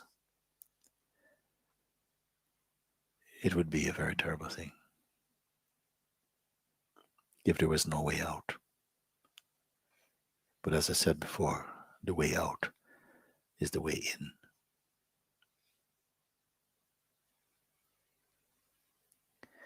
And there's always a way out,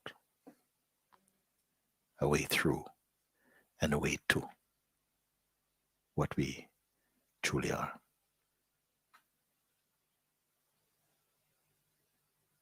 So this is a happy day. It's a happy day that there are still beings who have this hunger, this thirst, this urge to find what is real. Even if there's only one now and again, it makes it all worth it.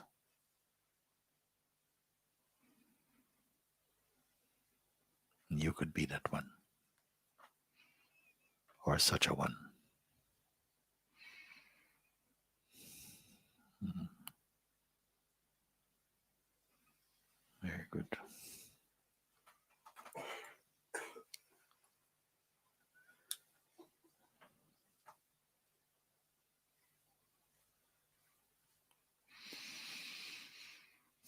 Mm.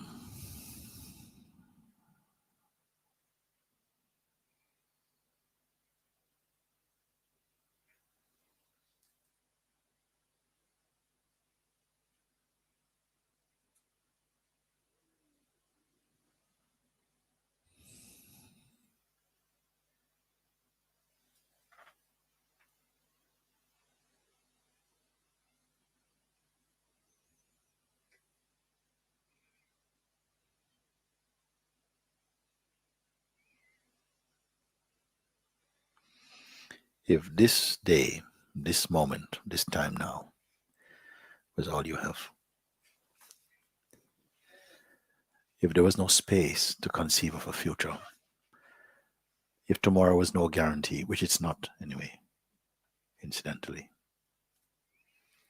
but if it was brought to your attention that we could not leave, we could not move on from this day, there's no tomorrow for anybody,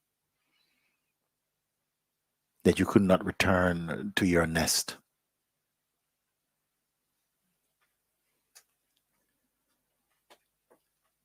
that you must face life now,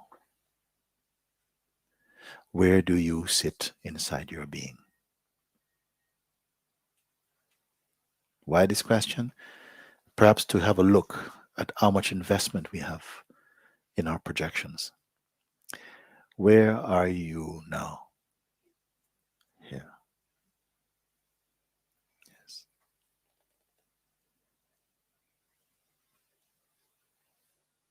If there was no next experience, no next thought, no next relationship, no next job, no next day,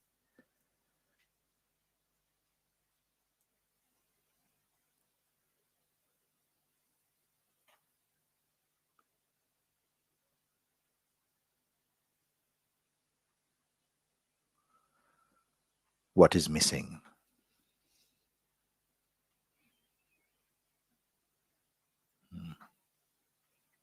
What is missing as you are right now?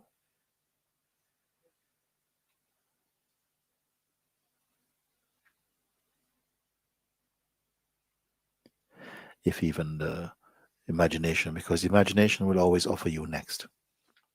So no imagination. Inside your own sober being.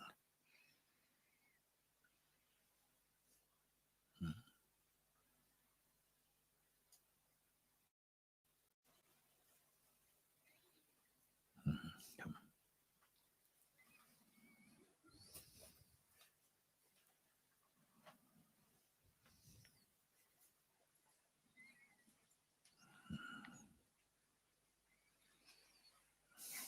Hey.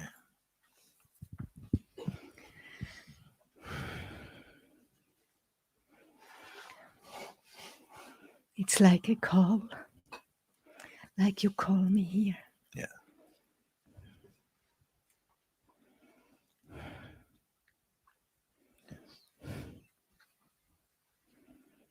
feel so at home here. Yes. I don't know what to say. It is okay. It's only the call I hear, so Yes. What if there was no time? There was nothing to change, nothing to get, or nothing to lose, nothing to fix, nothing to heal, nothing to become, nothing to wait for.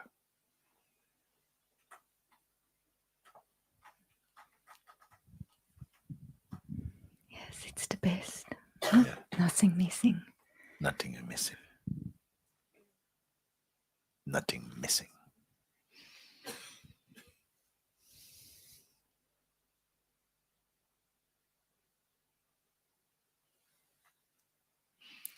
And this is your natural state. This is your natural state.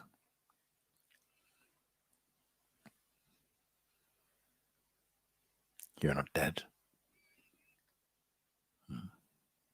but not holding on to anything, any shape. This I must do, this I must, tomorrow, next week, oh, I forgot, I must do. This movement will come from time to time, but it arises inside a great space that is unmoving.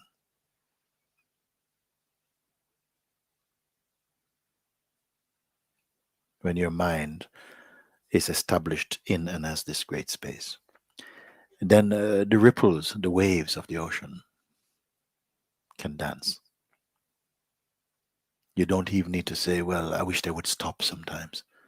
The ocean does not need to say, waves, look, just quieten down. I don't feel very ocean-like today.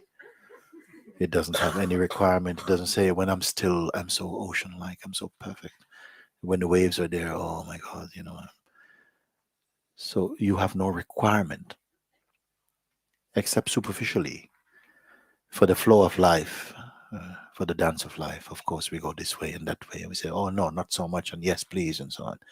This can continue to play, but it becomes a more of a joyful play, something more light. At the moment, too much is read into it. It's too important, too consequential. Why? Because the egoic sense, the idea that I am this person, and do you know who I am, and you know how long I've worked for this noise, this irritant is removed. It will come from time to time. In satsang, the ego is fired, but he will keep on showing up for work. He said, well, wait a minute, but I fired you. No? I said, no, you were just thinking about it. And I've improved since last time. It is okay. You will also know there's no ego. There's no ego to fire even. There's no ego to fire even. When you're in your own silence, your own stillness, your own joy, there's nothing you need to exchange. There's no ego. It was just an old rumor, once believed.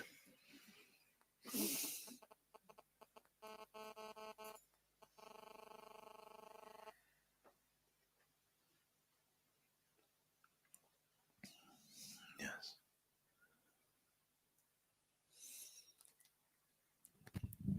Thank you. Thank you.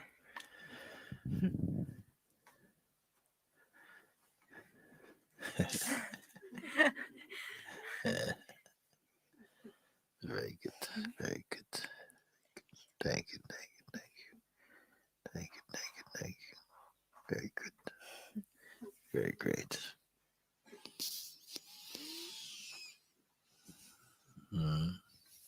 Come and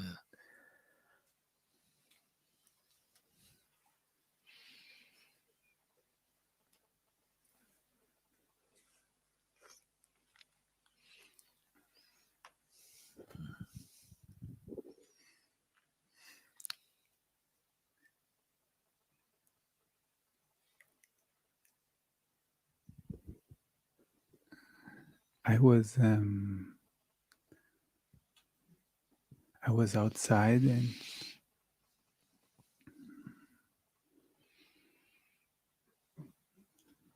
yeah, you said the way out is the way in. Yes.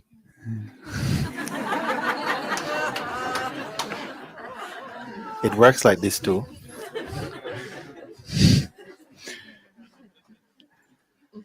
I am. This idea is visiting me many times. Like it's not your turn. Mm. You have to inquire more before you can go and sit there. Yes. Who is this voice speaking to? Let's just stop for 1 second. Who is this voice speaking to? Can it be identified? Don't just assume, just for one moment, like this is a fresh question. Can it be identified? Who is this voice speaking to? Obviously, it cannot be speaking to the pure self. It cannot be speaking to God. It cannot be speaking to the body, because the body is totally innocent. It doesn't know, the body doesn't know you. It doesn't know that it's your body. Who is the voice speaking to? Can you identify? I feel it's speaking to a hostage Yes. somehow. Can you go and find this hostage? Identify, be. Don't just imagine. See if you can use the hostage feeling to locate the actual hostage.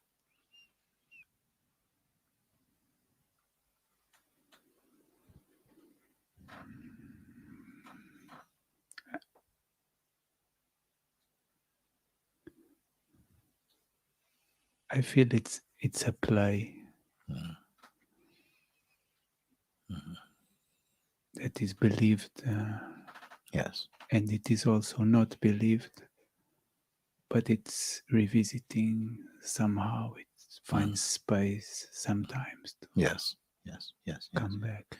Yes. Yes. Yes. A play that is watched without belief can be enjoyed or not enjoyed, but whatever way, it's inconsequential in its impact, because if you go to a movie, you watch, and there are some scenes which are exciting, and next moment there's love, and next moment there's laughter, next moment there's pain, but all the while it's a movie. But your tears when you cry is the same salty tears like when you really cry. But something knows it's not real. But still it is enjoyed. We can do this. But the play believed in has a different feeling about it, isn't it? Yeah. Then somehow feels much more intense. And also, what is more, I don't know, this what is more or less, but sometimes it makes the feeling of expansion or the self looks like partial or also in time, because when it's there, it's there, but when the play is going on and it's believed in, it looks like time is divided between these two states, to put it simple. So the state of expansion also seems that it's not that yet also, because it's sharing the stage with this play somehow. But right now I want to tell you that even expansion is itself an illusion. Why go for expansion? There's something that is aware of expansion or not expansion. It's not expanding. You see, because something feels like when my attention is here, I experience a sort of expansiveness. And this is, wow, this is beautiful. And I'd like to be in this expansiveness. But ultimately, the expansiveness and the one who is enjoying the expansiveness are both images in consciousness. Not easy to grasp, Because we are very much attached to the idea of the one who is like expansive. Oh yeah, this is it, man. This is it, Mooji. Can we just kind of like, can we render this state? Can we just render this state like it just stays like this? No, because that also is traffic. That also is changeful. This even the state of beingness, as there's some temperature change, and very often this is not pointed out because the identity has been evolving from the state of person into presence, but from presence, it must also merge into the absolute. You see, it takes most of spiritual work is done to pull the consciousness from the state, from the mode of person back into the state of presence, because the person is filled with conditioning and speculation and projections and fears and insecurities and desire and attachments and all of this. It's a very, very aggressive realm, very volatile, very unstable realm. But we can get accustomed to that. And because you are consciousness, on every level of consciousness, life feels okay at some level. Because even the demons in hell have a life. Understand? Some power puts them there and gives them a kind of, they have their own little social life. You know, who did you get today? Yeah, I saw this one. Oh. So everybody has a life. Doesn't matter. You know, the worm under the ground, they have kind of worm life. They have worm fun. So everything, because all is consciousness. It's all consciousness. So even the state of personhood, at some point, it has to hurt. You know, the worm life has to hurt. It has to hurt so that it has an aspiration to go to next farm or something, to in the play of evolution or something. Something has to compel the drive to evolve to higher and higher states. So in the human being, something also is working to somehow lift the consciousness to higher states of consciousness from the state of personhood, which is also a state of consciousness, but a very contracted and limited state of consciousness, has to evolve into the state of presence, which is also consciousness, but a higher functioning of consciousness. When the human being comes to the state of presence, and then one is functioning more as observer to life rather than the doer of life or the thinker of thought. These become observable, and your life flows in a new way, more intuitive, more wisdom, more space. You see, more contentment, more relaxed. All these functions are higher qualities or virtues inside the expanding or evolutionary flow of consciousness. So now it comes that from this stage you say, yes, you know, I can see now that certain lower states of consciousness or from the mind, they do swim up and then sometimes they are believed. And when they are believed, what happens is that because belief is one of your great powers, attention and belief and identity. When these forces are operating, because you believe, with belief, you believe things into existence and they actualize and become realities for you.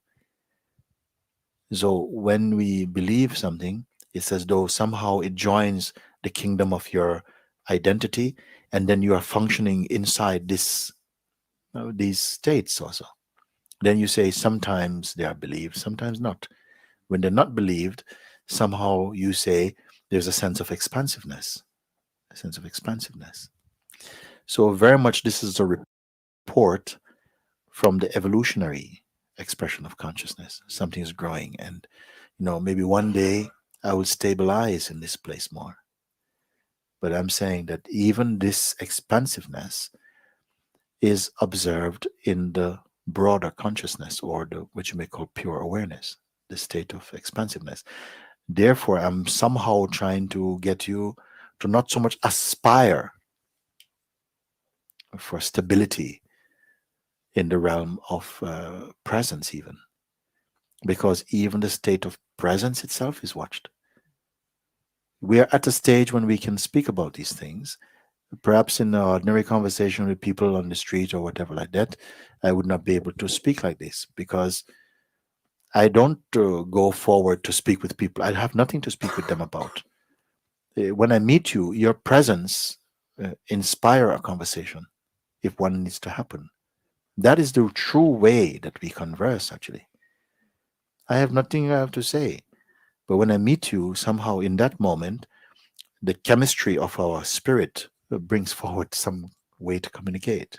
And so we can speak at the level. I don't have to find out some information about you. Just if everything is with you. And we can meet in this way when you're empty. When you're empty of intention, you can really meet because everything is fresh in this moment. You see. So when you speak and you say this aspiration for to you love this expansiveness, but when you believe in a certain thought, it closes down this sense of expansiveness and creates another disturbing state. And so this is still in the realm of the functioning consciousness that is evolving towards perfection. But I'm telling you, the perfection is already here as pure awareness. And I can prove it because you are able to perceive that state of evolving, and even the slowing down of the expansiveness is also watched. Then what watches this? And I'm not talking watching with interest. It's not watched with interest. It's watched in a kind of passivity.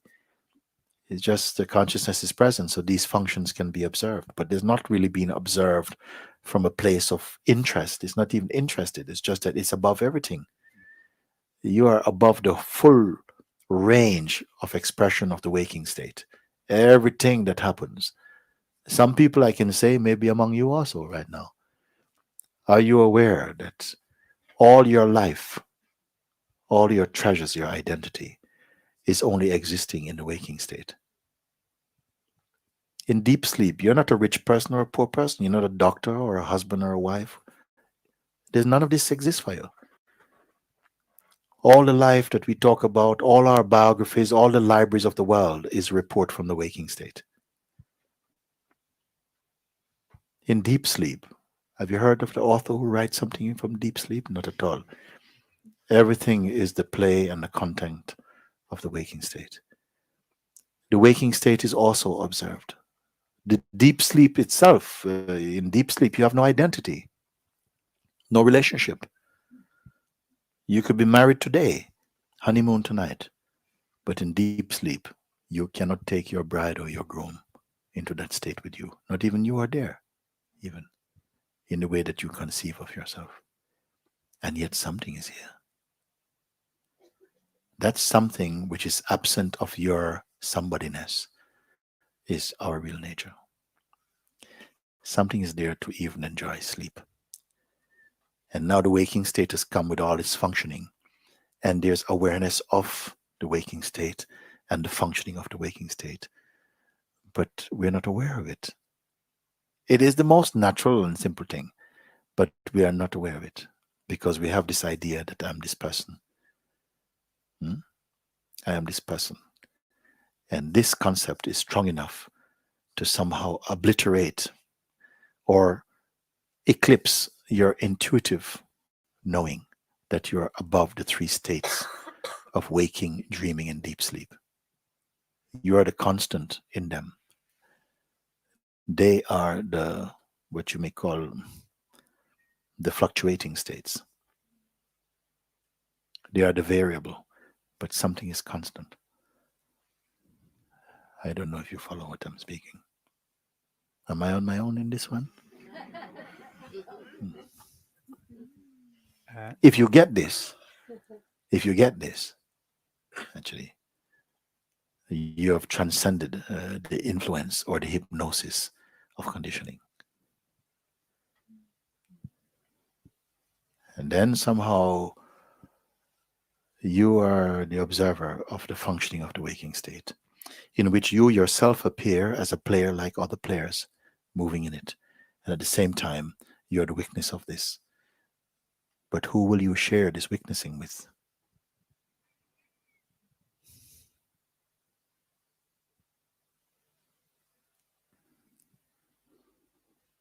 Yeah. sometimes there is a kind of nostalgia of this Yes. sharing mode. Yeah. Yeah. I feel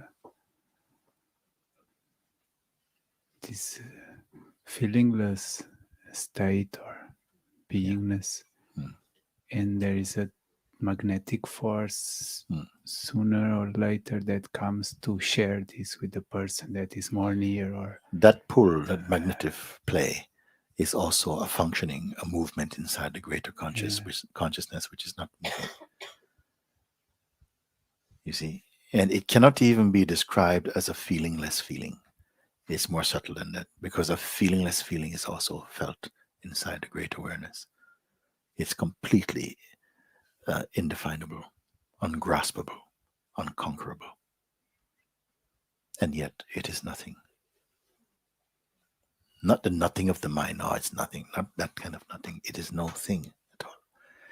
And yet everything cannot be everything without it. You said sometimes. This whole world is sometimes. It's a great seeming. Sometimes like this, sometimes like that. Sometimes like this, sometimes like that. Sometimes you say never, never, never again. Sometimes. Everything is sometimes. But there's something which is nothing, which is not sometime.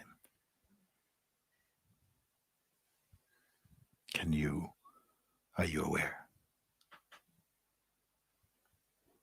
You see, in the ordinary scope of things, the person is not attracted to this because what? You can't get anything from it.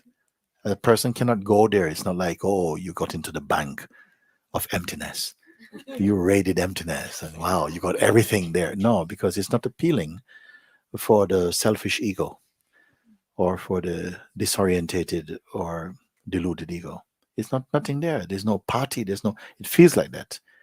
And yet it is the source, the womb of this entire universe and everything that happens in it, actually or potentially. Nothing can be conceived of or perceived independent of that.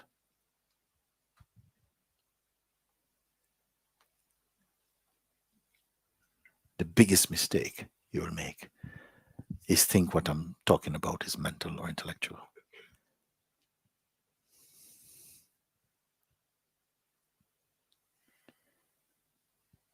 That would be to not be following my direct pointing, which is immediate also. I am not giving you homework. I'm pointing directly to something here, a place of seeing your original self, which cannot be seen phenomenally, but everything is perceived from there and by that.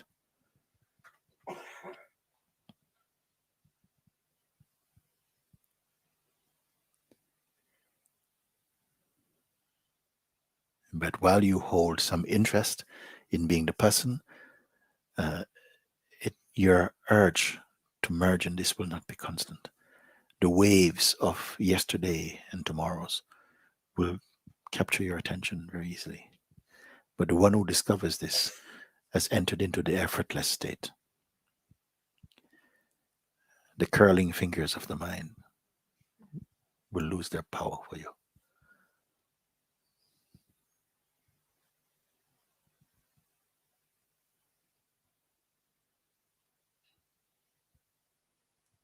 Sometimes I say, you have to become the cow that jumped over the moon.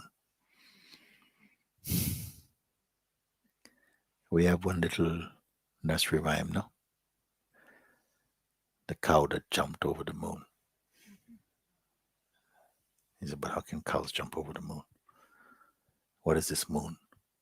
The moon is the person, the identity, the ego.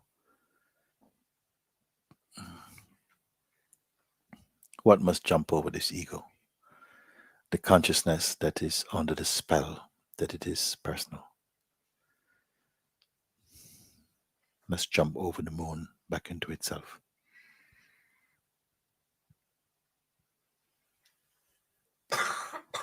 I'm showing you an easy way.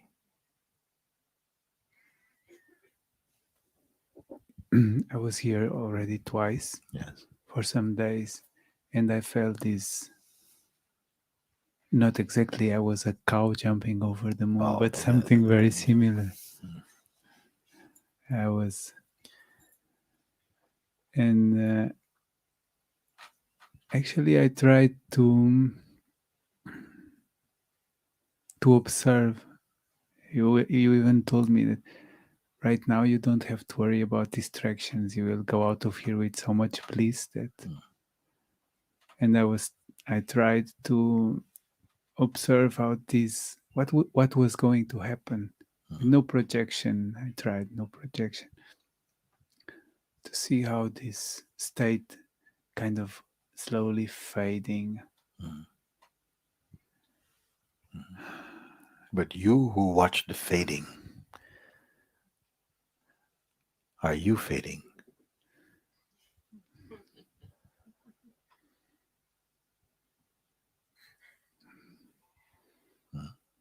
That is more important. If we are looking for some phenomenon, then that will always fade. But the one who watches the fading, can this one fade? Yeah, that I feel is something to transcend, because it's a sugary phenomenon. For me, being here in the bliss coming, the state of grace, it's some kind of pure magic, and we are not attached to that. Yeah, we are not attached to any form of magic. Yeah, life is magical enough. You, in fact, will observe the magicality of life. We're not shamans here. We're not looking for any state, but to recognize the stateless state in which all states appear and disappear, but itself does not come and go. Of course, there will be joy, there will be happiness. That will be your perfume. But the flower nobody can find.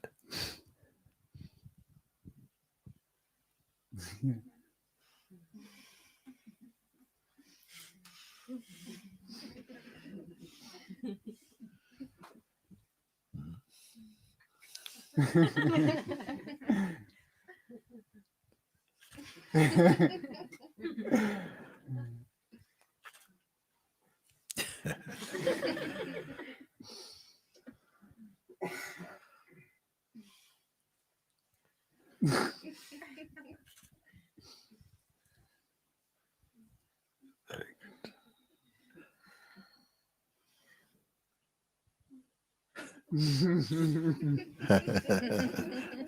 Yes. Very good.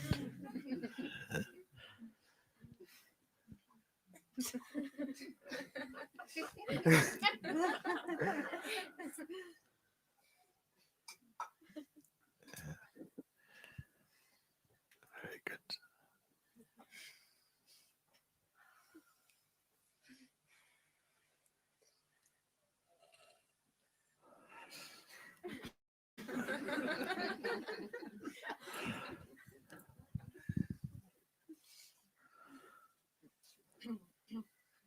Very good. Okay.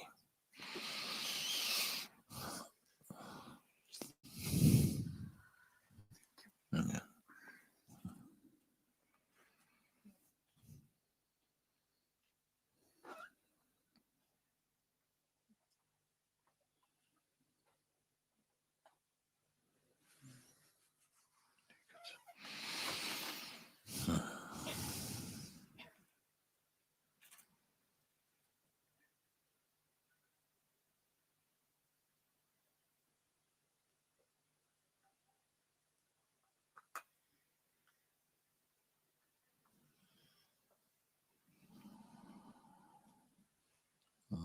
Satsang, the satsang also has to bring you beyond mere philosophical or intellectual discoveries. It has to turn you inside out. It cannot be something that you've learned.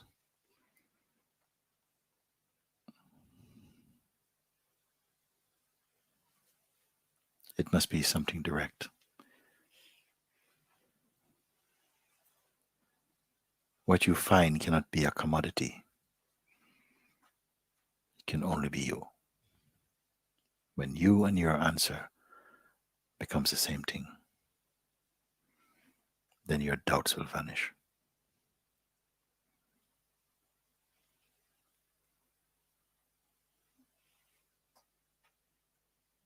Very good. Okay.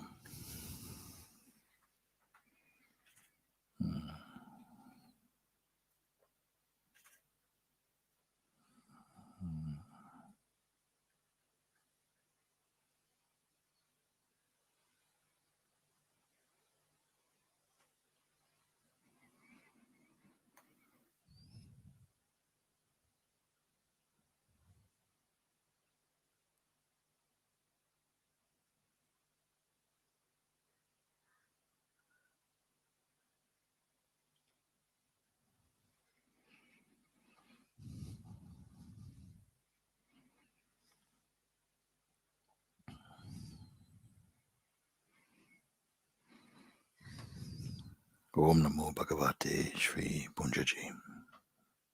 Namah Shivaya.